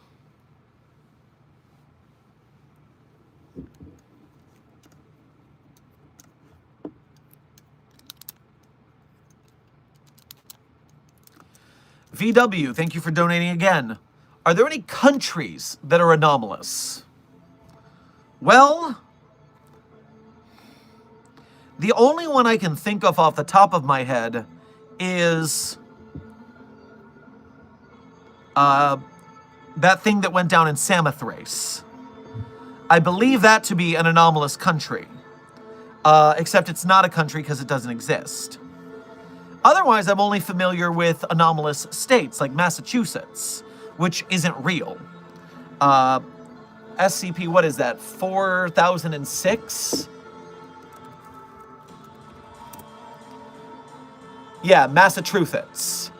So SCP-4006, the anomaly where the state of Massachusetts doesn't exist.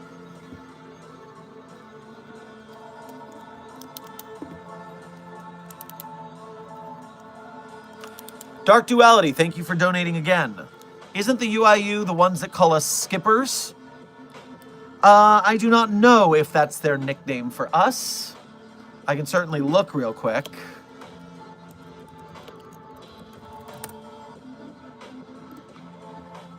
Yes. Yes, I'm looking at the UIU orientation tale, and it says they call them the skippers. They call us skippers. Meanwhile, they also have a tale called All Skippers Are Bastards. I'm less fond of that one.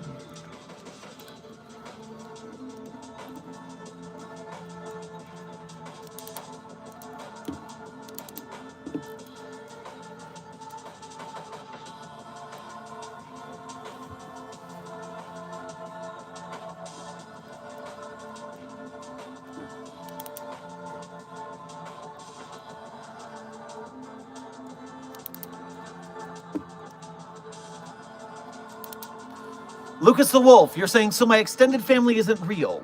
So if your extended family lives in Massachusetts, then they don't actually live in Massachusetts. The way it works is everybody who, quote, lives in Massachusetts actually lives along the border of Massachusetts in the previous states. So people who live in northern Massachusetts actually live in... Let's see, U.S. state map. Surrounding Massachusetts. Come on. Give me big map. Give me big map.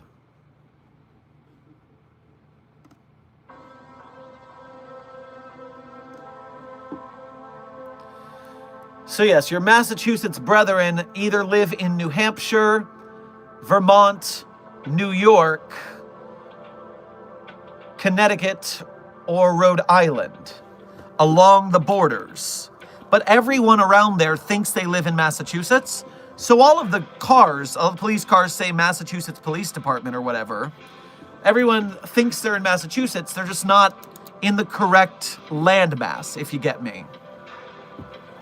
Read SCP-4006 for more details. It's actually quite easy to understand.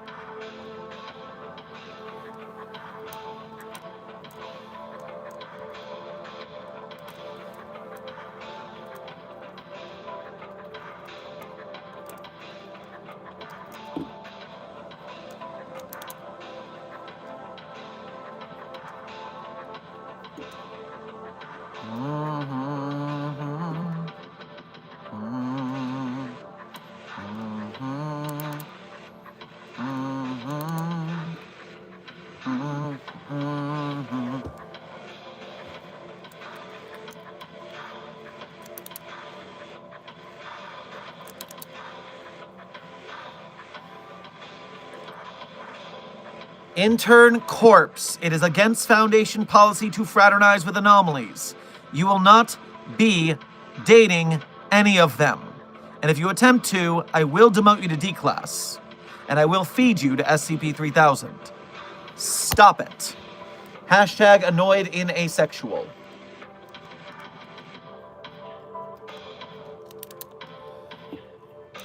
VW, thank you for donating again. So where did the battles of Lexington and Concord happen if Massachusetts doesn't exist? Well, where are Lexington and Concord in relation to the boundaries of Massachusetts? Map of Massachusetts. Cities.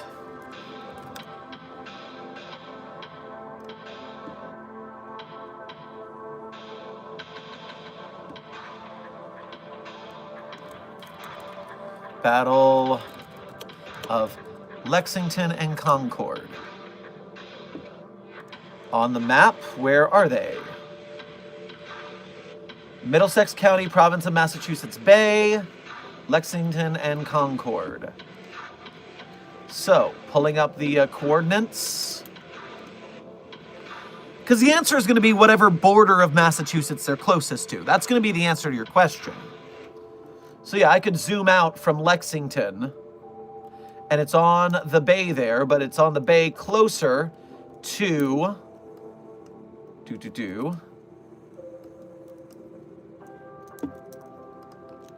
whatever that first state there is, lol. Yeah, you can look at a map. You can solve this problem for yourself.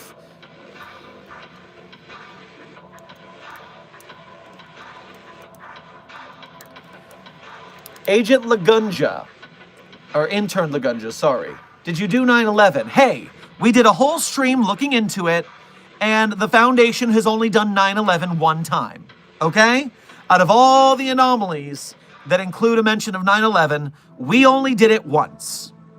Okay, that's pretty good, considering. Yeah, if you go back to the stream we did on 9/11 of this year, the entire stream was looking at all of the SCPs that mentioned 9/11 and seeing if it was our fault. And most of the time, it wasn't our fault. But geez, the one time it is your fault, everyone makes a fuss.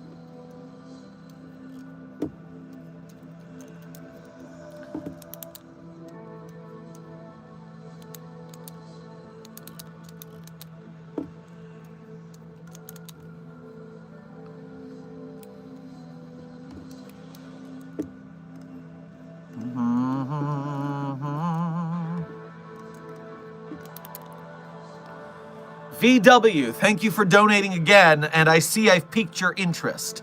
Wait, hold the fuck up. Why did the Foundation do 9/11? All right, let's see if I can find that time that we did a heckin' 9/11.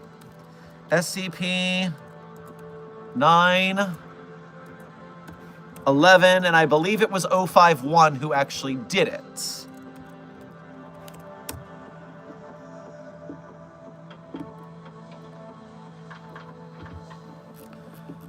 I had to search for 9/11 on the SCP Wiki as a starting point. 9/11. And it wasn't that, it wasn't that, it wasn't that. It wasn't that, it wasn't that, it wasn't that.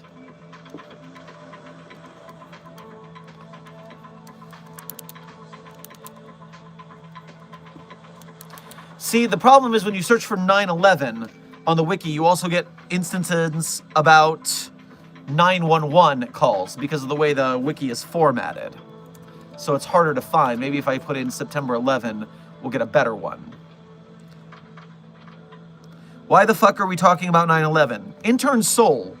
We are a highly secret non-governmental organization that deals with a lot of things. Remember, the Broken Masquerade canon on the wiki, the event that made all of humanity know that anomalies were real and revealed the SCP Foundation to the general public.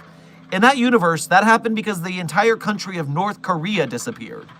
So, I mean, we get involved with global politics against our will sometimes.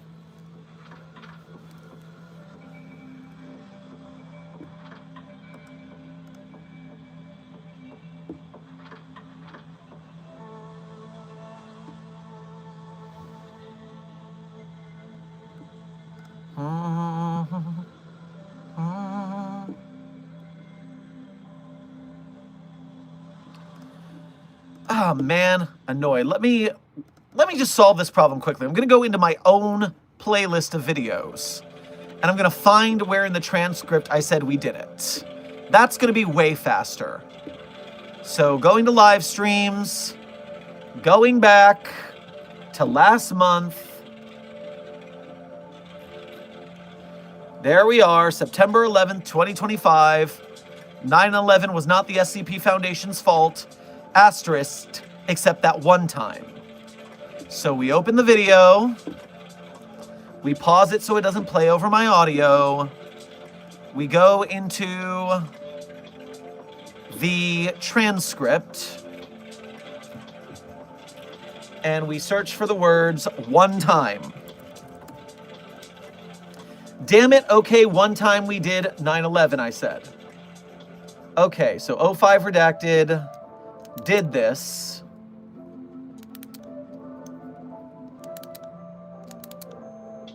Personnel file, MT Johnson, 2 documents, 1 Interpol.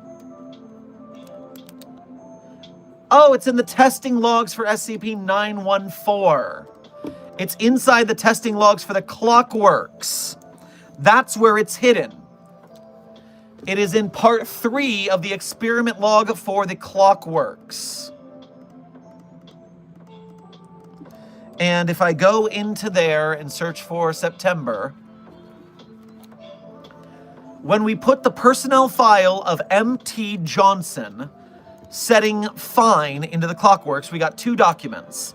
One is a wanted list by Interpol dated August 31st, 2030, redacted, including MT Johnson, researchers Isaac D., Dr. Cleveland, Dr. Veritas, Dr. Gears, Dr. Wrights, 2 different 05s, and administrators data expunged.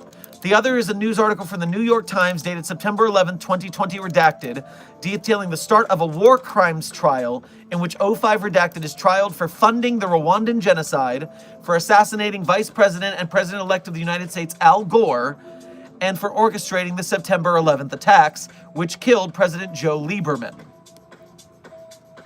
So, there you go. Now you know.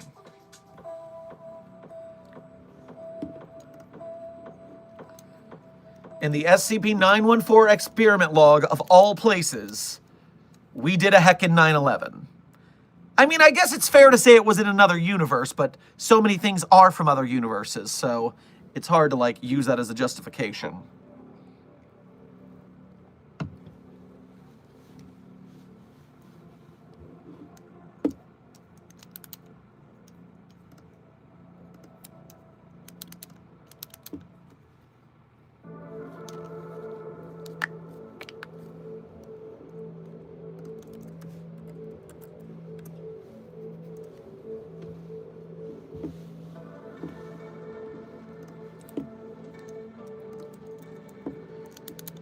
Squonk, please stop screaming in the chat.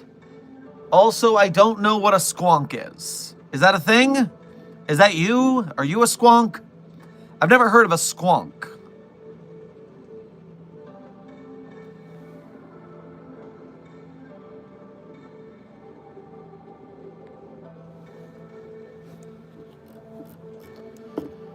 Checking the database. A squonk is a mythical creature that is reputed to live in the hemlock forests of northern Pennsylvania. Supposed physical characteristics of the squonk remain unchanged from the original written account, which states, generally traveling around at twilight and dusk. Its skin doesn't fit. It's got warts and moles. It is always unhappy. You can follow its tears. Rude. And it can dissolve itself into tears when spooked.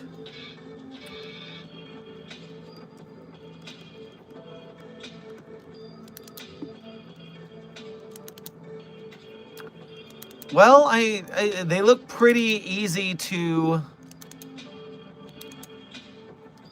No, they don't look like they can easily be put in a box.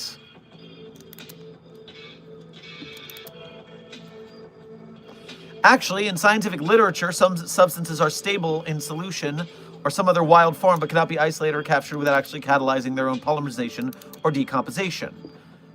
decomposition. For example, a molecule containing carboxylic acid moiety and an acid labile moiety might be stable when initially prepared as the salt, e.g. barium prophenate, but unstable as a free acid, prophenic acid.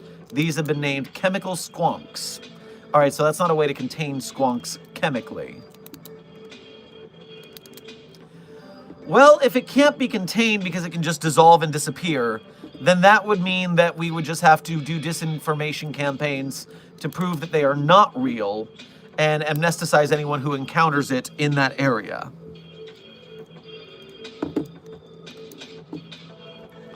Also, one more thing, just to check. SCP Squonk.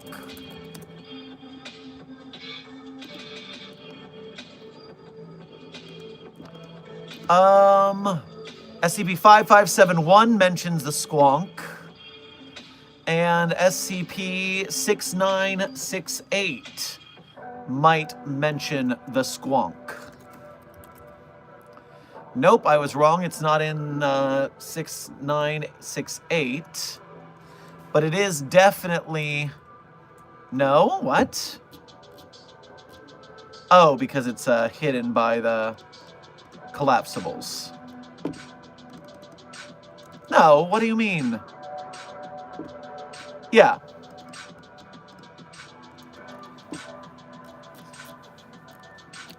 A digital recording of the first season of a documentary series. So it's a documentary, anomalous documentary series that mentions a squonk. Okay. So there's not really a lot of squonk lore on the SCP Wiki.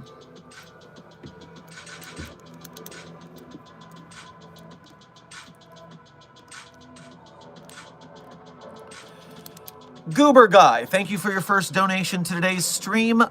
Make sure to grab yourself a peanut butter and marshmallow fluff sandwich on your way past the commissary. What would happen if all SCPs escaped? Well, a lot of people would die, and that wouldn't be good. So let's not have that happen.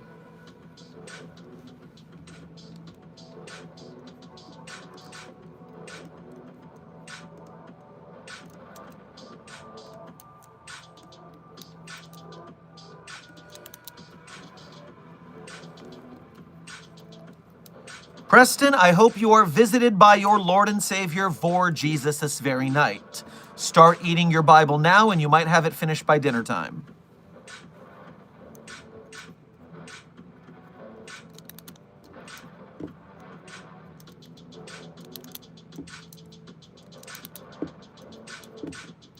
Na na na na na na na na na na.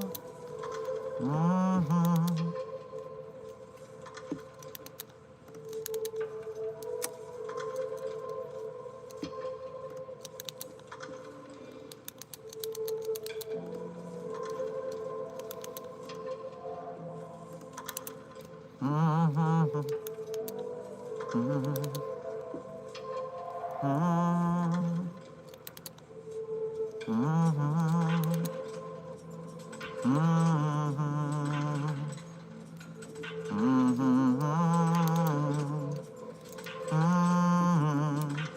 Okay, all clear here. Chat is refreshing.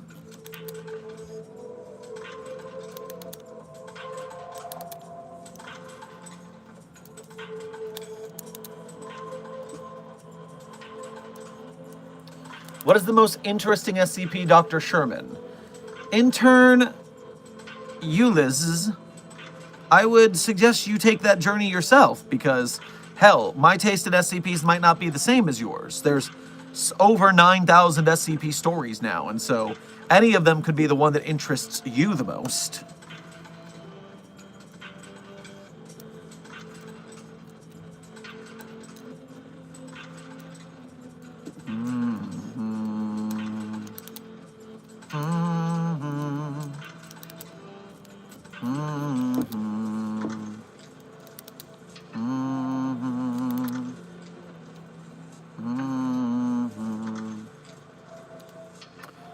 Have you read the Inheritance Cycle books, and if so, how would you contain Aragon and Saphira? So, a dragon and its rider are fairly powerful magic users, which leads to trouble. Dragons are pretty big and pretty powerful in that universe. I'm trying to recall.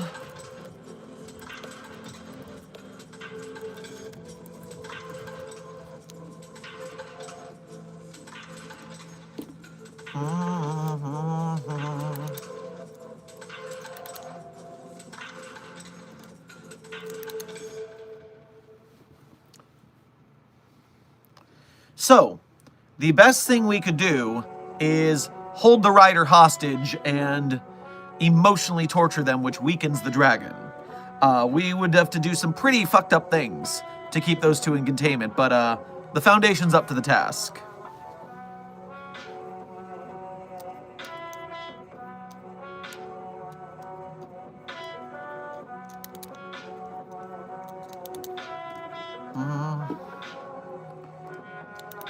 Rebel Commander, thank you for your first donation to today's stream, as well as being a member. Make sure to grab yourself a Ramen Cola on your way past the commissary. What if humanity are anomalies? Anomalies are normal. Well, what if fluffy clouds were cotton candy, and what if blue jays sang jazz? I don't know. We could make up any off-the-wall hypothetical we want, but that doesn't change the fact that life is what it is, and we contain anomalies. Goober Guy, thank you for donating again. Would the Spectre in Forsaken be an anomaly? Well, I'm not familiar with that entity, but if it has an anomalous ability, which I suggest something called a Spectre would be, then probably, yeah. Spectre Forsaken. It is a Spectre, non-physical, unplayable, directly affecting most gameplay, omnipresent. So yes, an intangible entity by its very nature is anomalous. So clearly, yes.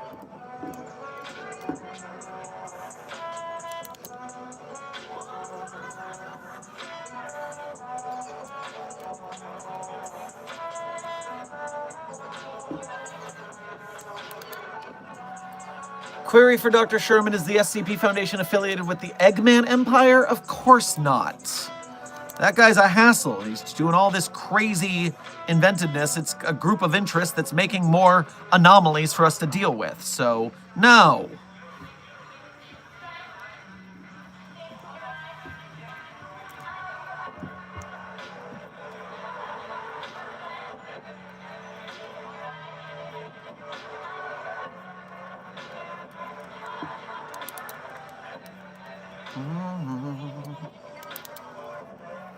By the way, Site 42 staff, as a time check, we are currently at the 2-hour mark of today's stream, which means we have 1 more hour remaining of today's stream.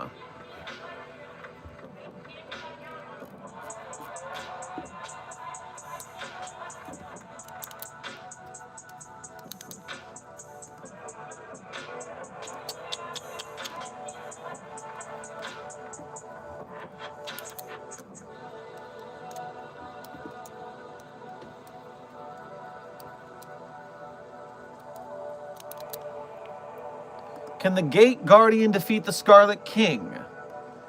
Hypothetically, I would say no. The Gate Guardian is a one-planet entity. It is very powerful, but it is just guarding the gate to Eden, so to speak. Meanwhile, the Scarlet King is an omniversal destructive entity. There are very few things that can defeat the Scarlet King, and the Gate Guardian's not one of them.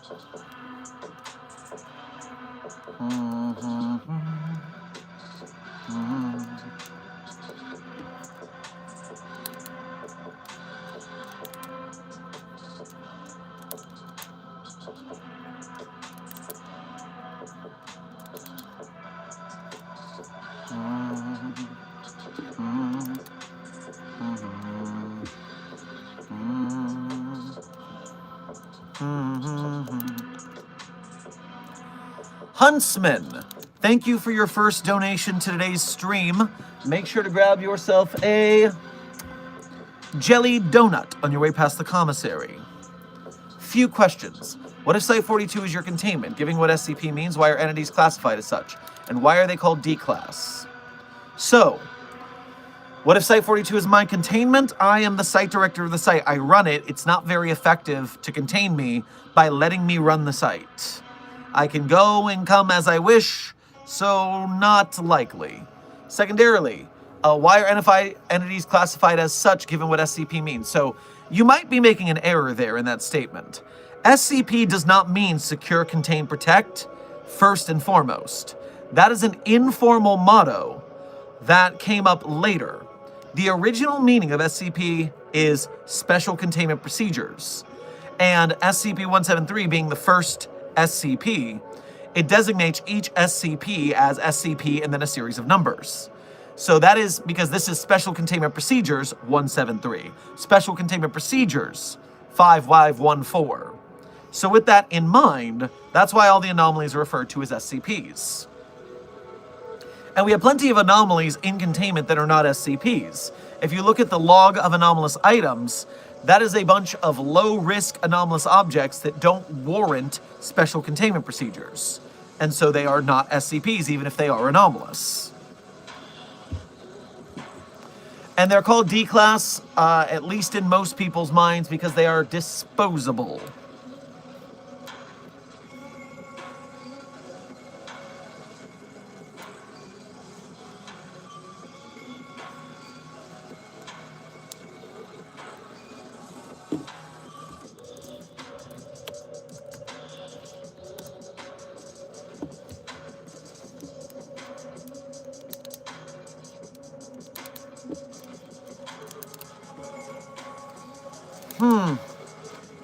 I'm having a bit of a chat blurring effect going on. I'm thinking there's a some sort of twisted transistor in the chat.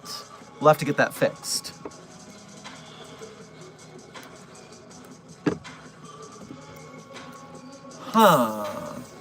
Is the god SCP strong or what? I'm talking as like literal god. Intern Sans, the quote god you are speaking of, SCP-343, is not actually God. It is a reality bender with delusions of grandeur. It is powerful, but it is also not God.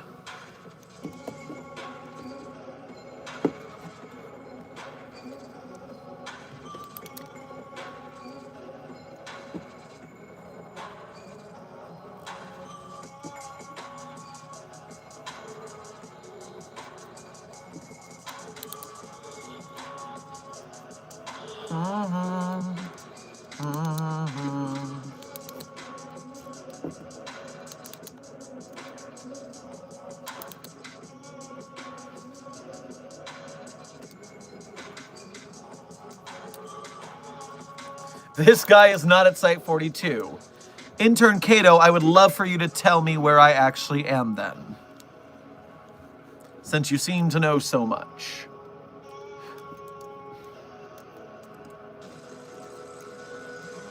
Such a wise man, he is very handsome too. Well, Sans, you don't have to butter me up, but I appreciate it.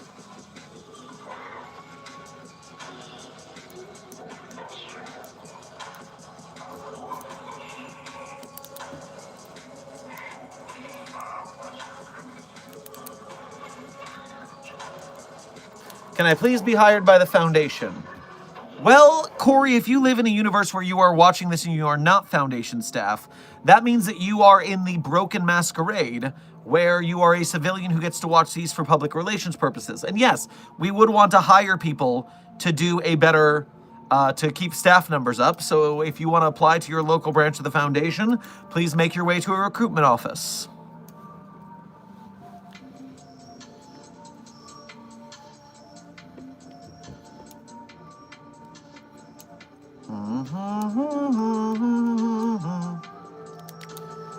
Site-42 being your containment procedure sounds plausible. Even though you leave, you always come back. Amber. Remember, I always come back because I am loyal to the Foundation, and to our mission of containing anomalies and securing, containing, and protecting. I come back by myself. I don't come back for containment-related reasons unless it's the containment of other anomalies.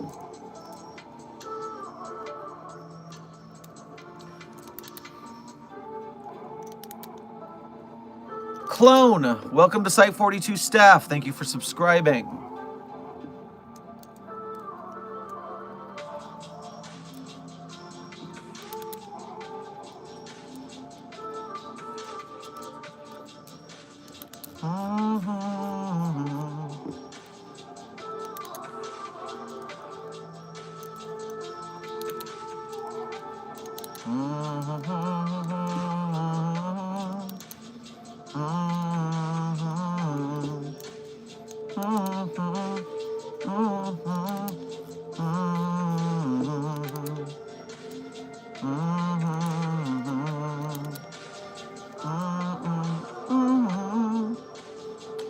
Hey, Dr. Sherman, would the void from Warframe be considered an anomaly?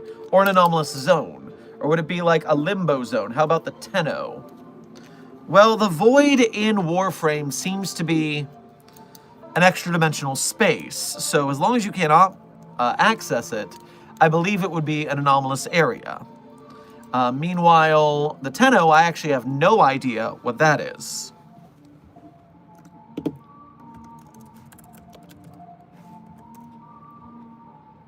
A faction controlled by players, each Tenno with a suit of biomechanical armor called a Warframe.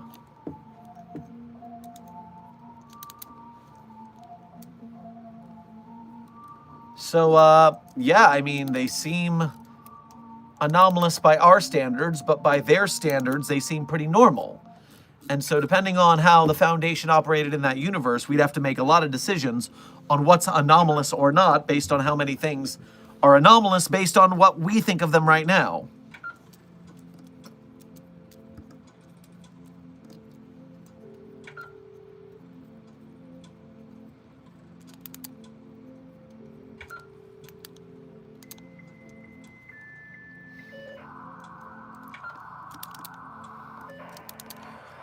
What classification would the stand known as Bohemian Rhapsody be if considered an SCP? Well, that depends on what it does, doesn't it? Bohemian Rhapsody JoJo stand. What does it do? Possesses the unique power to bring fictional characters from images into reality. This includes characters from cartoons, anime, art, and drawings. When an individual encounters their beloved character, their soul is pulled into the character's role, adopting the character's appearance and destiny. This global-reaching esoteric power is nearly impossible to counteract through traditional means.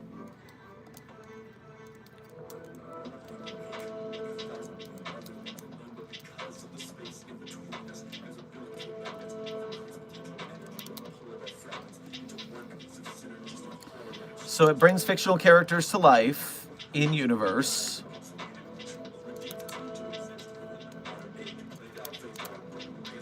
The stand's influence extends globally, causing widespread chaos.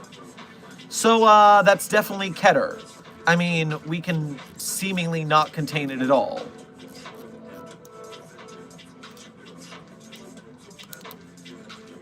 I wonder if by disabling the stand user, we can disable the stand, because then we would just need to disable the stand user, as is often the case in these in this series.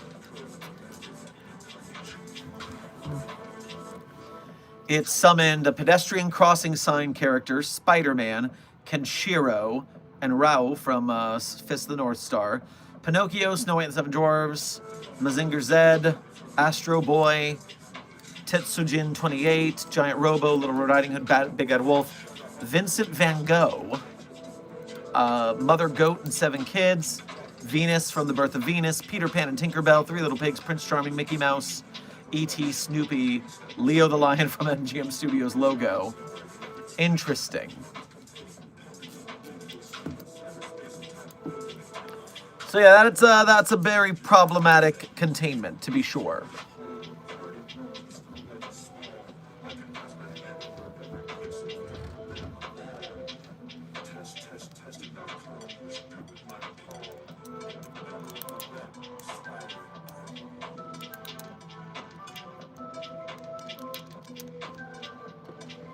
I wonder what SCP-9999 would be since it's so well protected for now, at least. Well, I'm sure someone made SCP-9999 in the contest, right?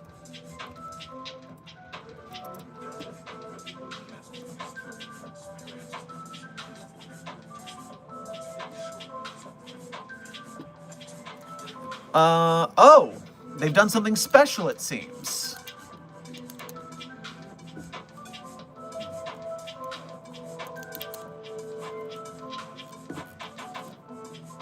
Why are they holding SCP-999?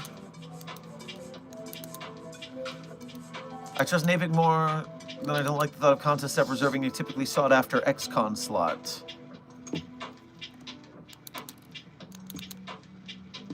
Huh.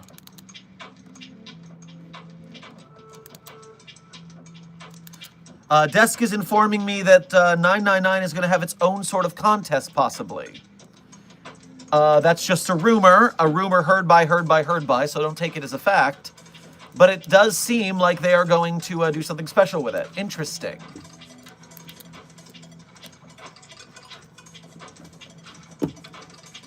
Okay, interesting. Well, thank you for asking about that, whomever that was, because I didn't know about that. That's interesting. Tasha and JV, welcome to Site 42 staff. Thank you for subscribing.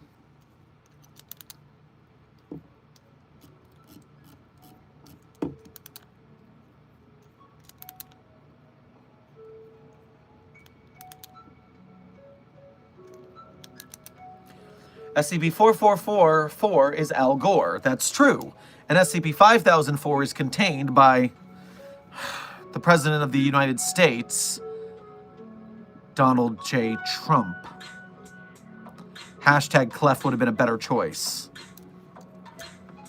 But yes, apparently, yeah, I think 5004 is a sequel to 4444.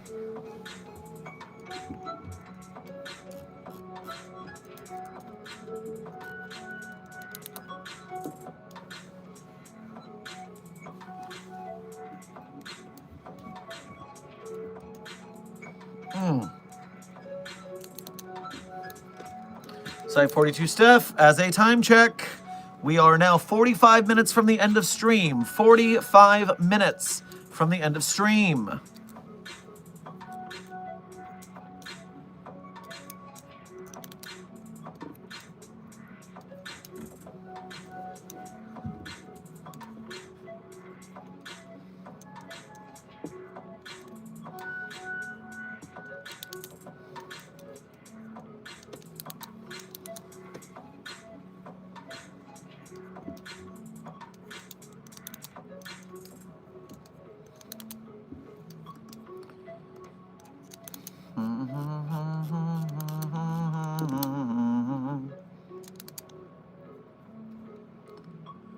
Intern Hood, what is going on? Well, you've made it to the last 45 minutes of today's daily Site 42 SCP Foundation stream.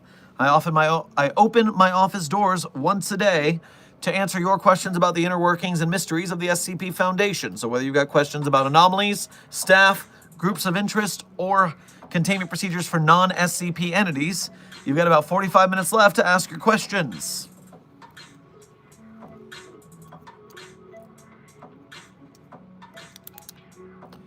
Raccoon Dog, thank you for donating again.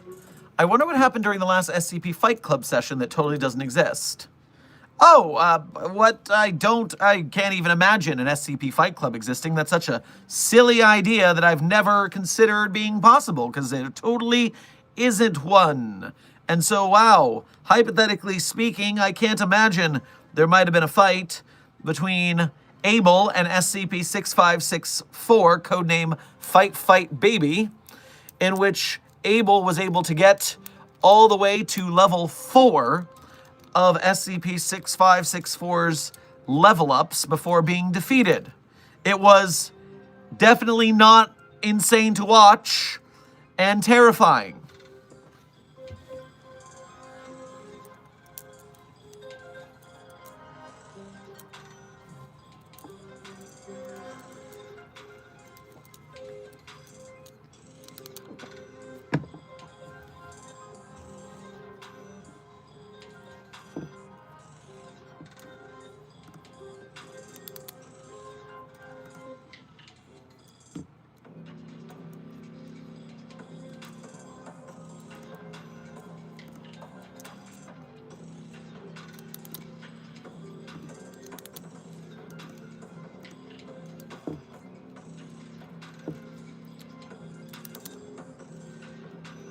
Intern Hook, welcome to Site 42 staff. Thank you for subscribing.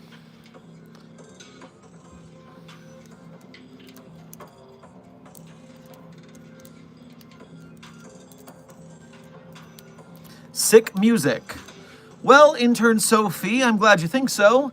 This current song that we are listening to is called Ennui Protocol by SCP author and musician Billith through his music project Slowgramming. And so this is on Spotify for you to listen to. Ennui Protocol is the name of a particular version of amnestic distribution we use when we need to amnesticize the whole world. And you're right, it is a dope track.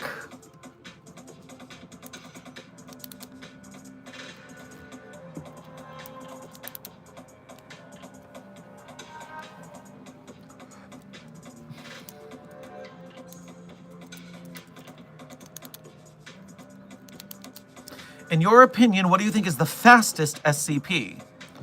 Well, Indern Aquino, for starters, there is the SCP I personally wrote, SCP-5886, which is The Flash. Not literally Barry Allen, but it's based on The Flash, and it is a speedster, so it's going heckin' fast. That would be one of them. Meanwhile, I think the only thing that would go faster than 5886 would be if we had a literal teleporter or something else like that.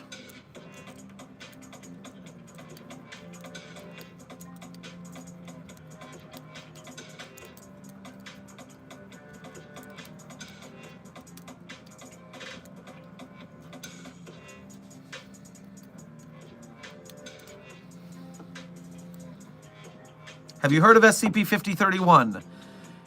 Intern me, yes, I have. I am quite familiar with SCP-5031, codename Yet Another Murder Monster. You saw nothing. And yes, we're very proud of that anomaly's growth. And it has changed several things about the way we contain things at the Foundation for ease of containment.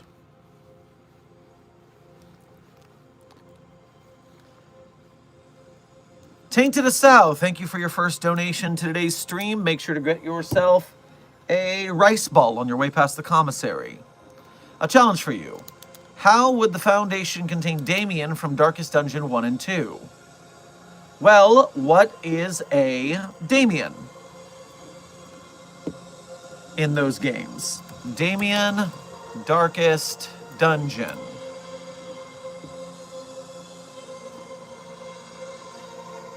The predetermined name for the flagellant is Damien, which is most likely named after the saint of the same name who introduced flagellation to the church. Unique attributes. Who refuse to embark with another flagellant in the party, as the burden of suffering cannot be shared. As the name suggests, he will only use the penance hall for stress relief. This will always heal 100 stress or 90 if the town is a buzz event is active. He cannot gain any negative quirks that restrict him to other town activities. The only affliction flagellant can receive is Rapturous, which is 25% damage, speed, and Midas dodge. Randomly attack enemies, other party members, or himself among the effects.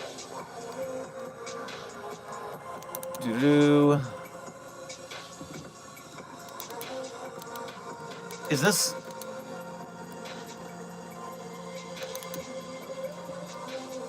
Punish, Reign of Sorrows, Exsanguinate, Reclaim, Redeem, Endure, Suffer.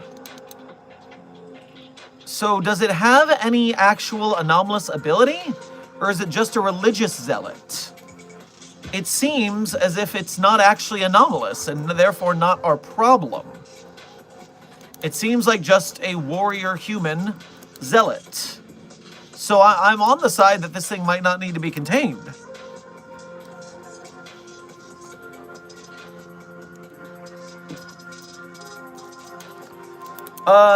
Tainted Asau. Based on that article, it can heal people. It can heal when people are hurting. So it can heal so when other people are hurt, it can heal itself.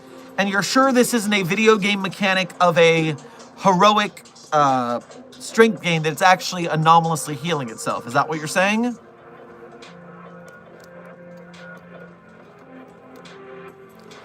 Because otherwise, it just seems like we could lock this person in a humanoid containment chamber. If it heals when it hurts others, then we just don't let it hurt others, and we lock it up. It doesn't feel like it's that powerful to, like, break through walls or anything. So I think it would be a Euclid anomaly.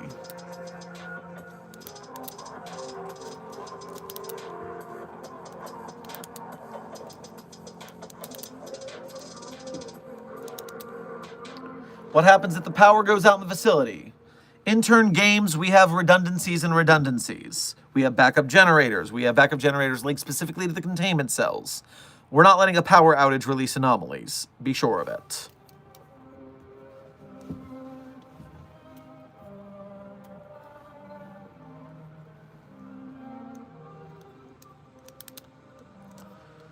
How many years do you think it would need for SCP-999 to defeat the Scarlet King? As in, how long would it need to grow strong in order to defeat the Scarlet King?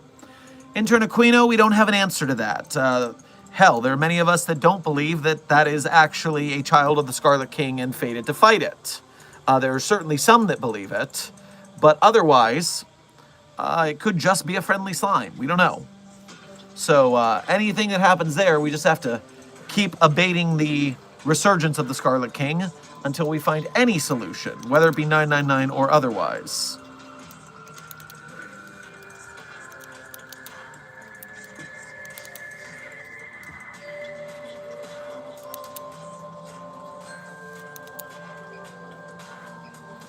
What do we need to contain the band Gorillas? Intern Fitzgerald, I don't see any reason to contain a band made up of fictional characters. It seems like they are pretty normal the way that they are.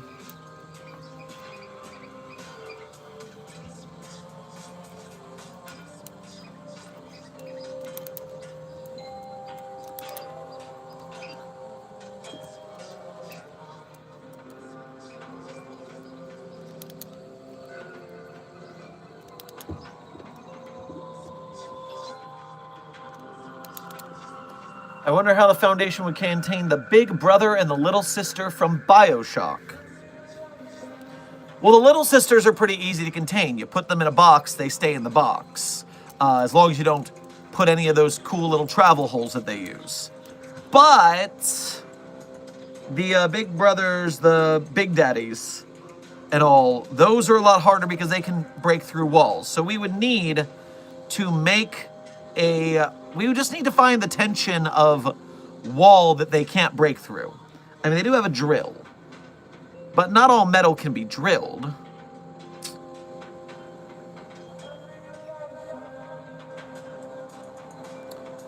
Honestly, we could put them all in a facility as long as the little sisters aren't attacked. It's not like the big daddies will try and breach in the first place. So we'd have to teach our researchers not to do tests that would hurt the little sisters, because then they'll get gored. But yeah, we can just keep them all in a box, because the big daddies aren't going to try to escape. Easy peasy.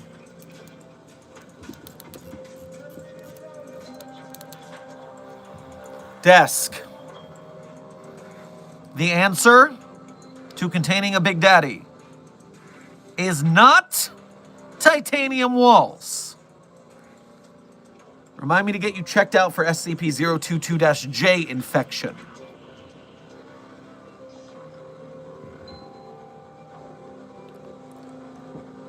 Michael and Human, welcome to Site 42 staff. Thank you for subscribing.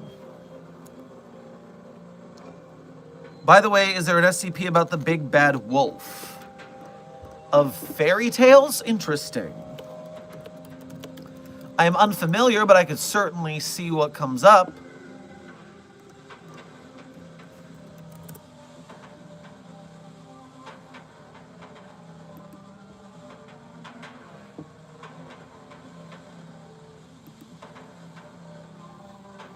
Okay, we've got a couple interesting things here.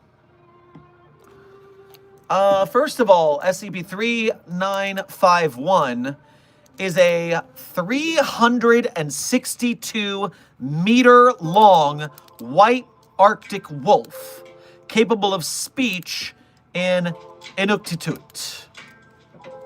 It lives in the Arctic Circle,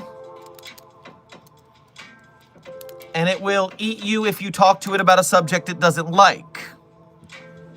A 362-meter long Arctic wolf. That's a lot of wolf.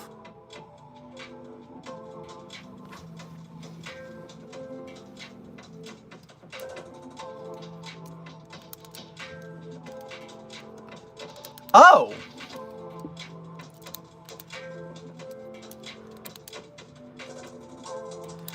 Embedded in the eastern side of SCP-3951-1, a ice cavern where the wolf lives, there is a waterfall that generates a mixture of caribou blood, rendered seal fat, and fermented reindeer milk. This only appears when 3951 is hungry, and it feeds and gets drunk off of the mixture. So the 362-meter long Arctic wolf that talks and eats people when it's grumpy is also drunk. Aoki, you may not pet the wolf, nor may you, Amber. You're going to get et.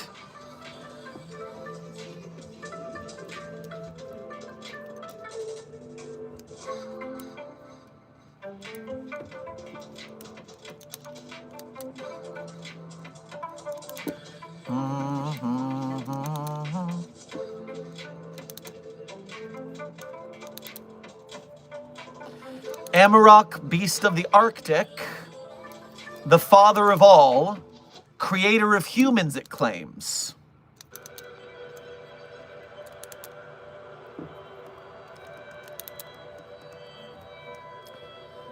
And yet you appear to have no master. Has the fruit of my loins not conquered you? Well, we trained them to help us around the house.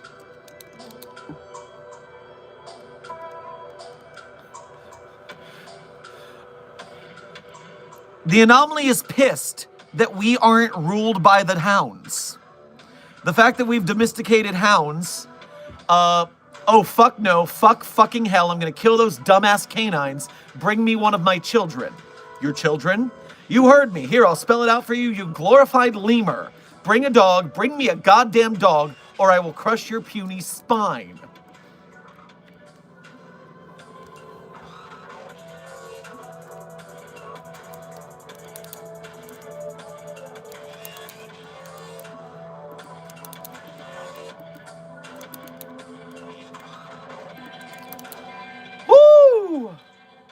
Oh, it's really mad that we brought the dog in wearing a collar, that the dog can't speak, and that we castrated it.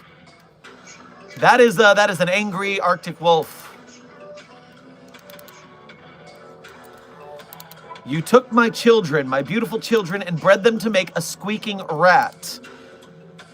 Now addressing the dogs. I get you idiots through the Ice Age. I make you a great fucking planet. I give you trees and lakes and tons of convenient snacks. I take a nap for 2 fucking millennia, and I wake up a laughingstock. Fuck. Amaguk's never gonna let me live this down. Fucking smarmy little prick. Brotherly love my ass. Glaring at the Chihuahua. You're a disappointment. Do you know that? And then stares at Dr. The researcher. I never should have given you idiots thumbs.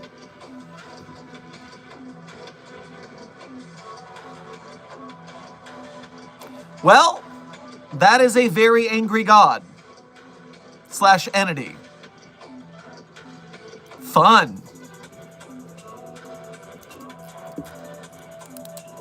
Codename Doggone It. Intern Lily, I'm reading from the document, okay? I'm not going to sugarcoat what this entity said.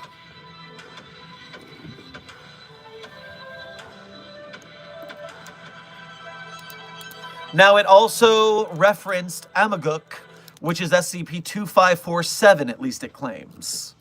And so we have a pack of 4,000 different members of dogs, wolves, coyotes, jackals, dingoes, and foxes. And it seems like a hive mind of them or something.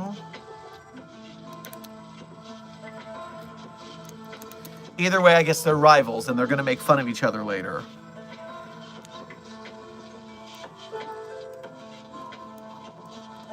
Refreshing the chat.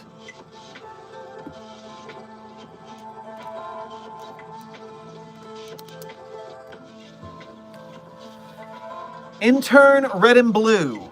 We constantly talk about how what the actual SCP-067 is, a fountain pen, but there is no stopping memetic mutation through humanity. The meme cycle is quite normal unless it's a cognitohazard or an anomalous meme. And so yes, we can screech until our faces are blue that SCP-067 is a fountain pen, but that's not going to stop Gen Alpha from running the meme into the ground until they get tired of it. So, we've made a video about it on the channel. We've done what we can.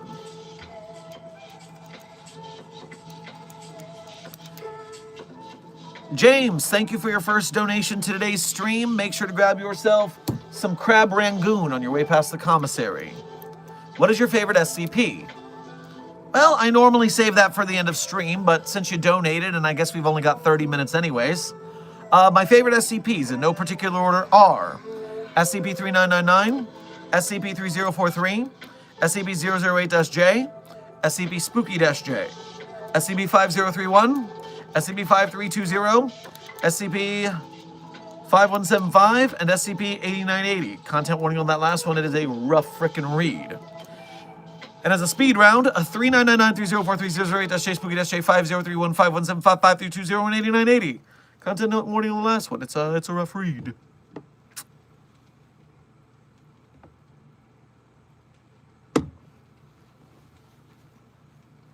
Aoki, it's not the end of stream. We still have 25 minutes left as a time check, but that person donated, and so I answered it. Intern Butcher, welcome to Site 42 staff. Thank you for subscribing.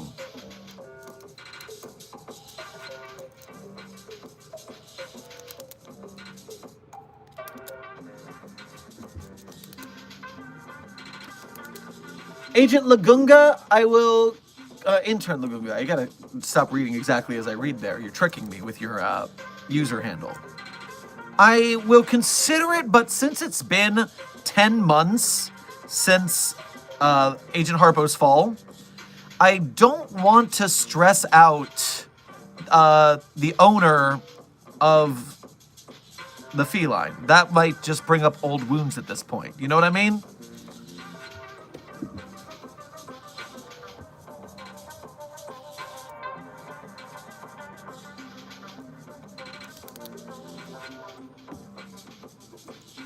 Copying because love to read them. Thank you. Well, you're quite welcome, Jessica.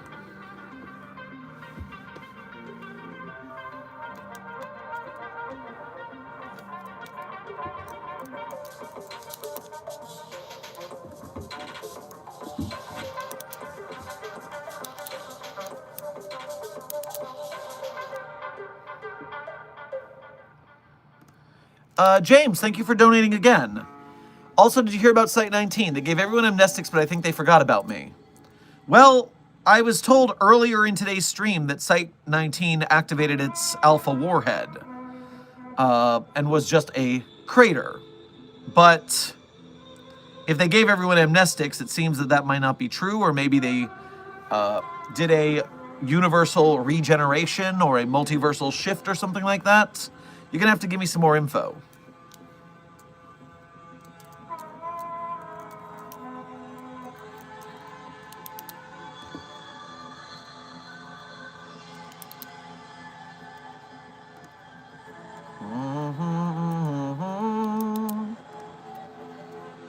How old is SCP-049?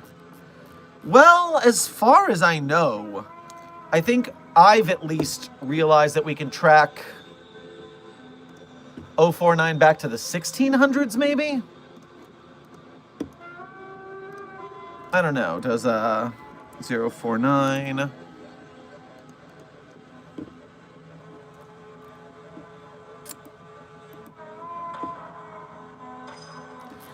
Let's see if I can find anything in the database. SCP-049. Origins, at least 500 years old. It has documented history in Western Europe dating back to at least the 15th century. So that's as best we know, apparently.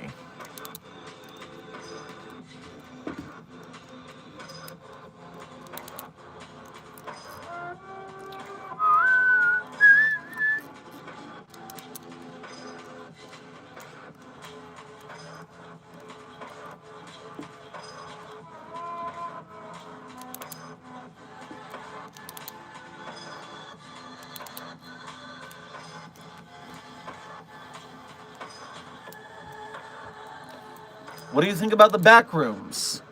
Well, I think it would be a very interesting anomaly to research. Unfortunately, those async bastards got their grubby hands on it first, and they're not letting us do any research. Kind of annoying, honestly.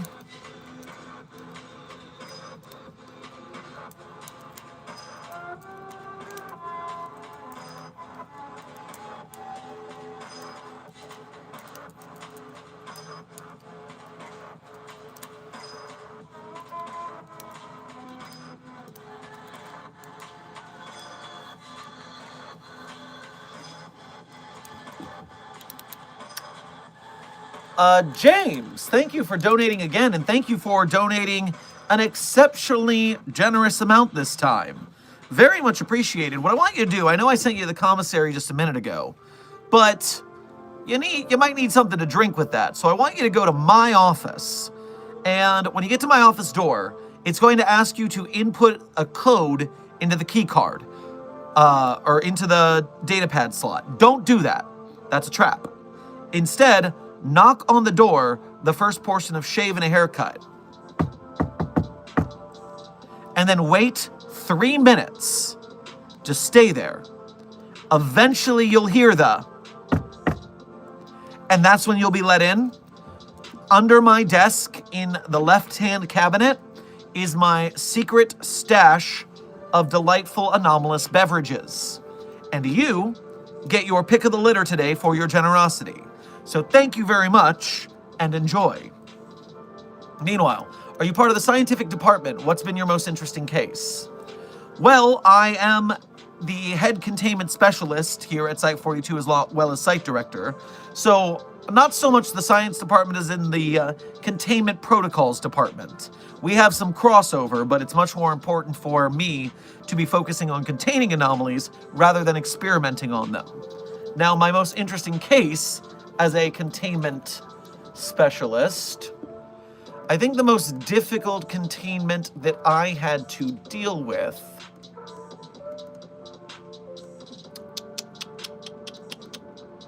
checking my logs.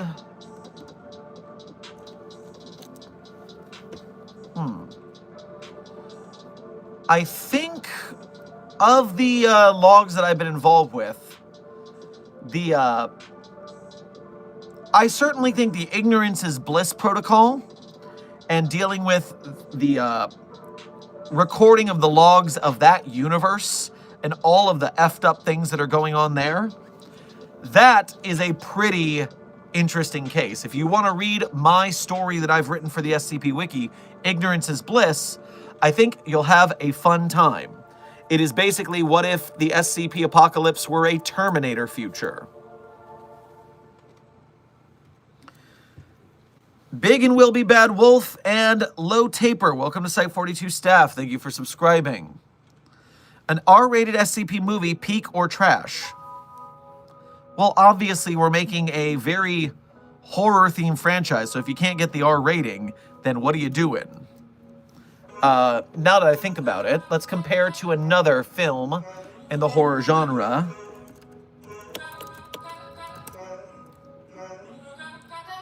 The movie Cabin in the Woods, which is very much SCP adjacent if you look at it, is definitely a rated R horror comedy. And so honestly, if you're hungry for an SCP movie, since we don't have one yet, Cabin in the Woods is a good one to watch. And in fact, they have an Easter egg of SCP-173 in there, if I remember correctly.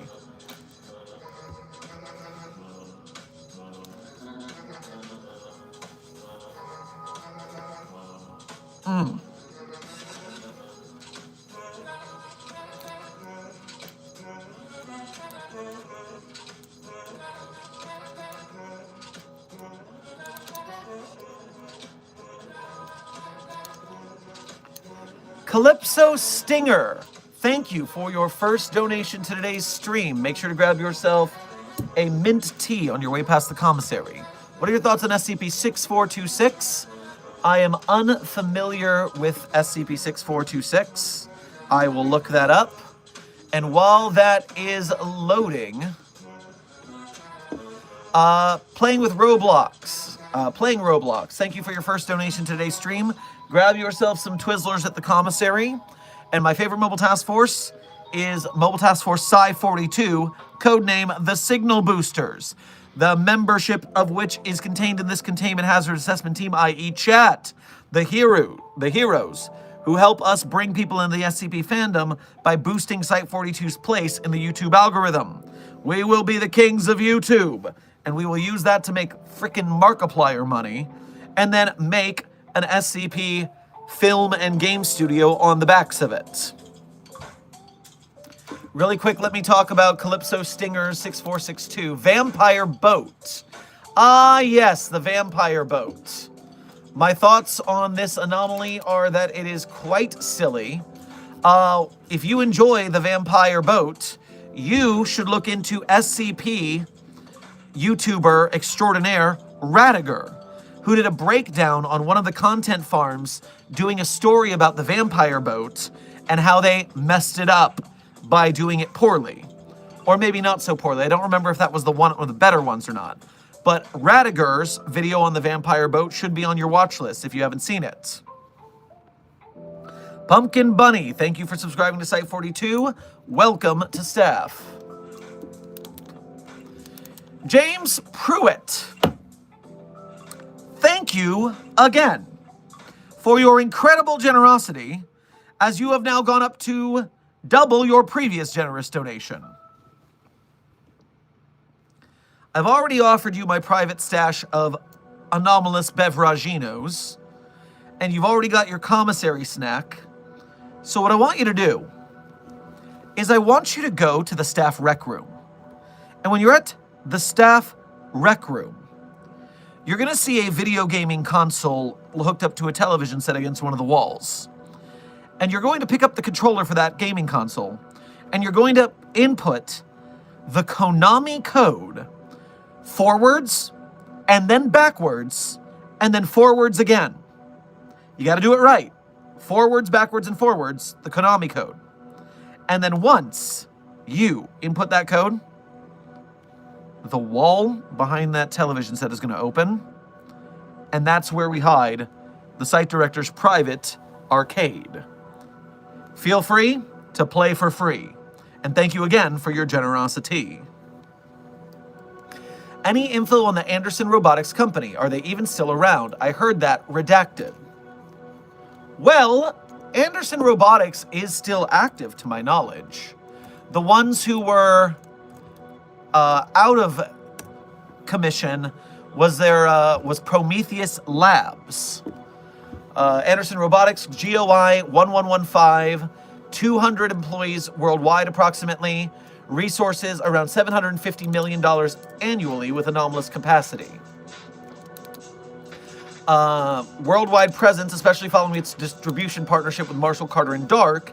Its current base of operations is in the continental United States, particularly in the Pacific Northwest. Now that means that they end up dealing with entities and anomalies in the Pacific Northwest, including the canon, Those Twisted Pines, which is a very...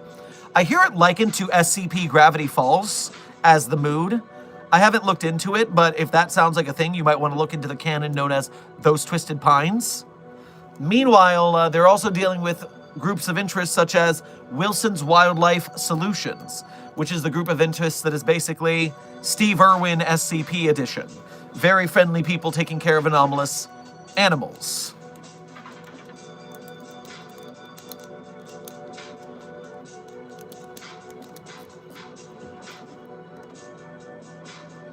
So yes, you can go to the Anderson Robotics Hub to find even more information from there.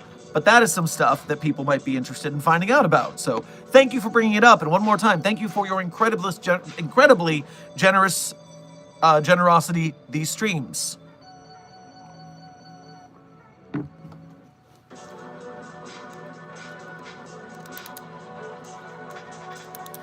Mega Sizor Man, thank you for your first donation to today's stream, as well as being a member. Grab yourself a craft cream soda on your way past the commissary. Good afternoon, Dr. Sherman. I had a question. In the event of SCP-001- codename When Day Breaks, as it is a molecular change, would 682 die, or would 682 adapt in time? Would no effect occur? Maybe 001 stops. I believe this was answered by friends of the channel Dr. Sumerian and Mr. Illustrated on the YouTube channel, Mr. Illustrated, which was that 682, while continually trying to adapt, all of its flesh that it was regrowing kept turning into flesh monsters. And eventually 682 did fall when day broke. That is what I believe the answer is in canon. Or at least in one canon. James, as well as your incredible generosity in today's stream thus far, thank you for becoming a newly minted Overseer member here at Site 42. We greatly appreciate the plotting, planning, and leadership that you are going to lend us to help us win the SCP Battle Against the White Names. Welcome to Green Nameship.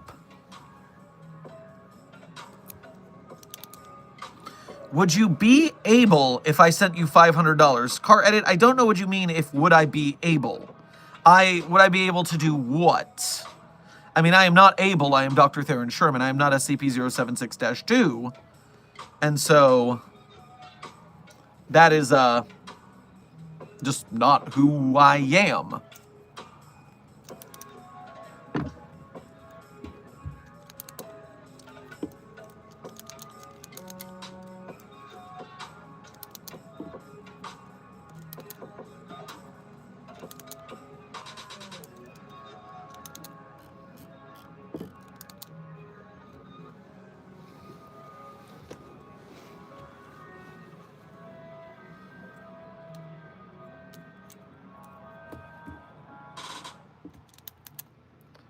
I meant happy.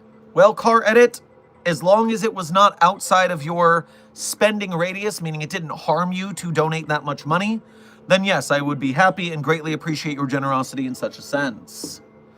But reminder to everyone, make sure you never donate beyond your means, meaning if you need that money for rent or food, you do not need to donate to Site 42.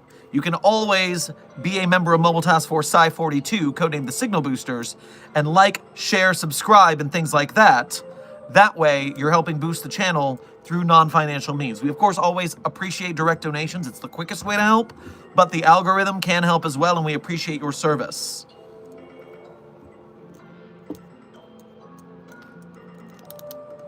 James Pruitt, thank you for donating again. Is the administrator even real at this point? That depends on the canon.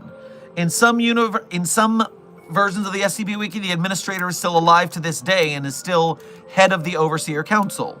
Furthermore, canons have the administrator long deceased or erased from reality or other ways. It's a lot.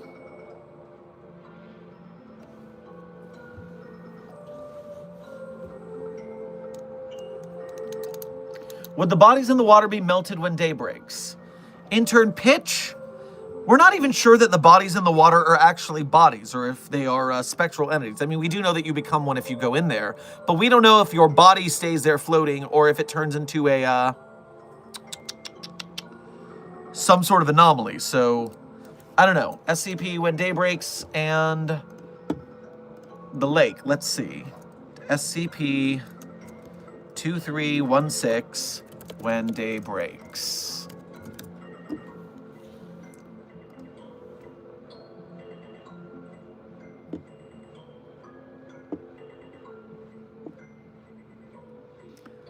I don't see any tests or stories that take place in such a manner. Did Mr. Illustrated cover that?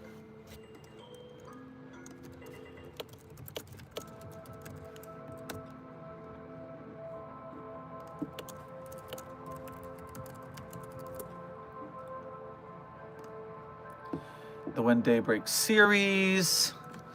Okay, in the Sumerian illustrated series When Daybreaks, they handled on London IKEA, The Voices, Salsasaur, SCP-106, St. Elmo's Fire, SCP-049. I don't know what the process is.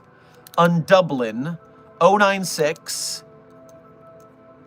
173, The Gate Guardian, 682, 610,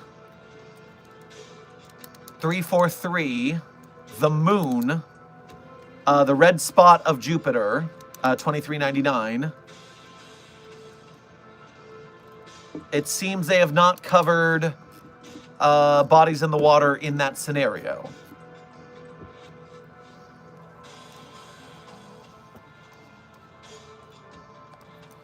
Jigjaw, thank you for your first donation to today's stream. Grab yourself a bowl of Cheerios on your way past the commissary.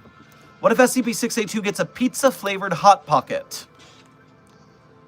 Well, then all the people it eats after it breaks loose are going to have that smell of Hot Pockets while they are being eaten for a little bit.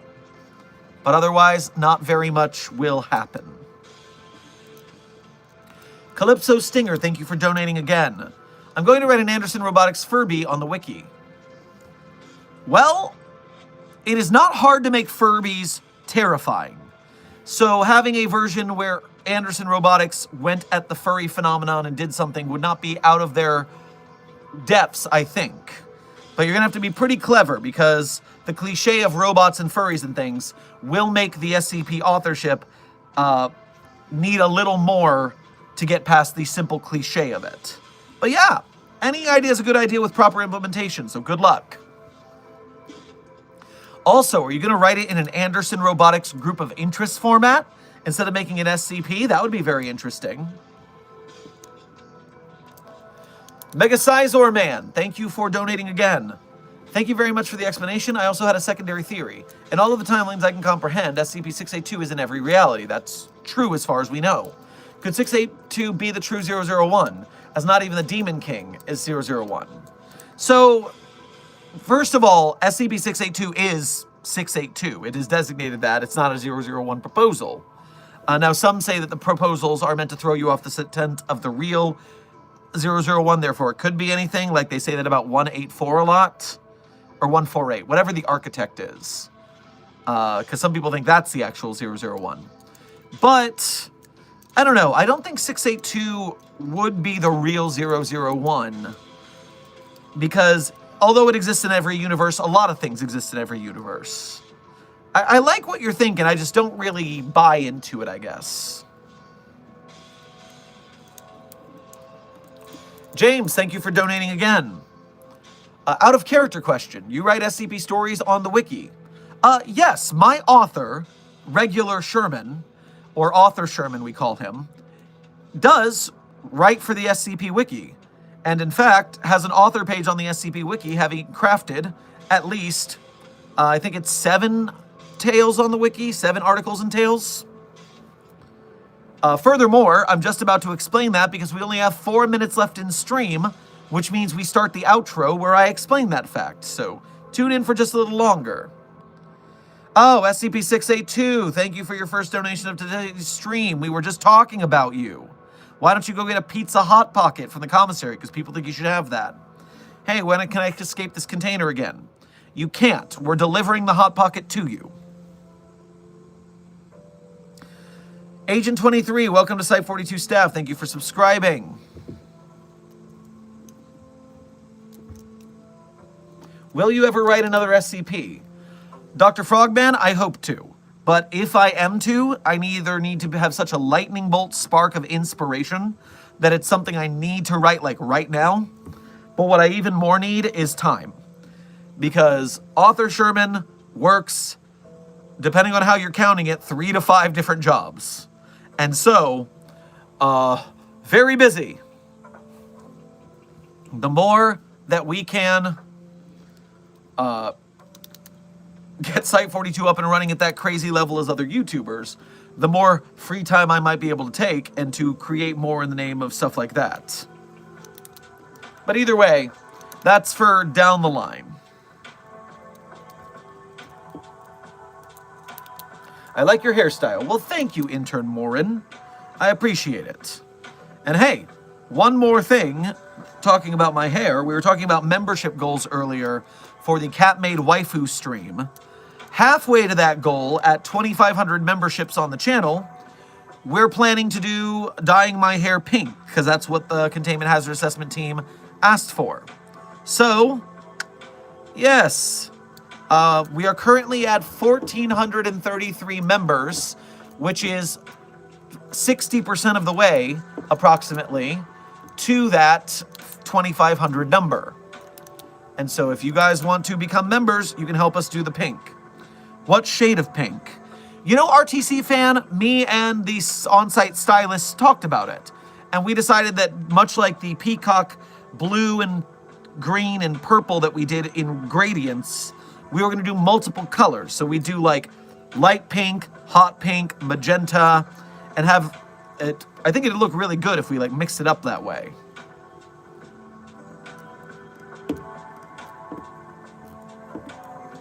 But yes, in order to answer James's question for real, and we're here at the outro, Site 42 staff, we have made it to the end of today's stream, and as always at the end of today's stream, I tell you guys my favorite SCPs. It's kind of a tradition around these parts.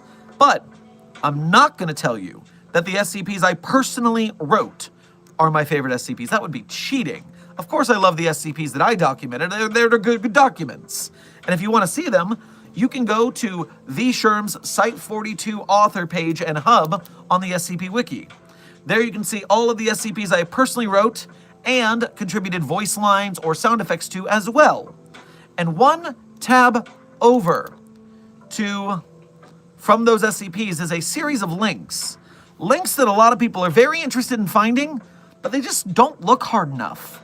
And if you're not determined enough to succeed, if you don't have determination, then you will never succeed. And so you guys in the Containment Hazard Assessment team, I'm sure that you are determined enough to find those links. I believe in you. And so, without further ado, while you're at those links, you can become a Site 42 Patreon patron or YouTube channel member if you want to donate to us one at a time, monthly. If you want to do Ko-Fis or Super Chats, you could donate to us per message instead. Either way, we appreciate your direct donations greatly in helping keep the lights on around Site 42. And if you can't donate because you're part of the broke gang, which, trust me, starving artists is a thing in arts communities. We all get it. And so if you are here in chat, commenting and chatting, if you're watching our videos and commenting, if you are liking, sharing, subscribing, and doing all of that YouTube business, boosting the algorithm for us, then you are an honored and valuable member of Mobile Task Force Site 42, codename the Signal Boosters. And because of that, we are able to game the YouTube algorithm to bring us more new meat who will become SCP fans due to how cool we are. And that is how we successfully support the SCP Wiki and its authors, artists, animators, game devs, filmmakers, etc. And so we get more and more cool SCP projects if we work together. And so with that, I appreciate your service in this matter. Now, without further ado, my favorite SCPs in no particular order are SCP-3999, SCP-3043, SCP-008-J, SCP-Spooky-J, SCP-5031, SCP-5175, SCP-5320, and SCP-8980. Content warning on that last one, it is a rough read. Speed round. 3999-3043-008-J, Spooky-J, 5031, 5175, 5320, 8980. Content warning on the last one, it's a rough read. So, before I finally outro, I've got a couple last-minute donations. James, thank you for donating again. Wait, do you have a Discord? We do. It is, the rules state that you have to be 18 or older to join it. It's the same rules as the SCP Wiki itself. So if you are not 18, please do not go looking for the Discord server. But the Discord server is available at a couple places, one of which I just very strongly hinted at. Some sort of place where there might be links that people want to look for. And so, hey, maybe you can find out from that Blatant hint. I believe in your determination. Just make sure you follow the rules, and you are of age, which is one of the rules. Mega Sizor Man, thank you for donating again. 6820 couldn't even remove it from reality. Is it possible that 682's designation should be changed to the Immortal Lizard, rather than Hard to Destroy? Also, thank you for the conversation. Farewell. Well, you're quite welcome for the conversation, and thank you for your generosity in donating, and your very well-framed questions as well. So here's the thing. 682 could not remove it from reality, or 6820 couldn't, but it has been killed in the past. Very rarely. It was destroyed in that universe where everything died. It was destroyed by... One minute. It was completely destroyed by SCP-729-J. Oh. It was so horrifying, we even redacted it from, or I think we data expunged it from the documentation for that thing. So you can check out that article, 729-J, for more information on how it died there. Yes, I'm all right, everyone. I'm all right. That thing is horrible. Huh.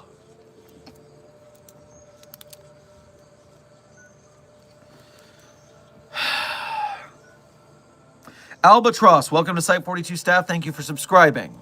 So, Site 42 staff, here we are at the end of today's stream. I hope you had fun. I hope you learned something from today's Dr. Sherman office hours, a subsidiary of the anomalous broadcast from Site 42. Be safe, be well, and as always, secure, contain, protect. I'll see you in the next video or stream.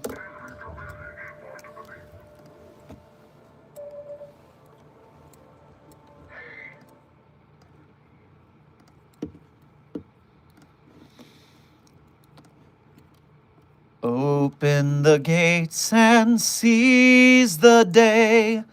Don't be afraid and don't delay. Nothing can break us, no one can make us give our rights away. Arise and seize the day. Now is the time to seize the day. Send out the call and join the fray. Wrongs will be righted if we're united. Let us seize the day. Friends of the friendless, seize the day. Raise up the torch and light the way. Proud and defiant, we'll slay the giant. Let us seize the day. Neighbor to neighbor, father to son, one for all and all for one. The credit song is Seize the Day from the musical Newsies. Be safe, be well, Site 42 fam. Secure, contain, protect.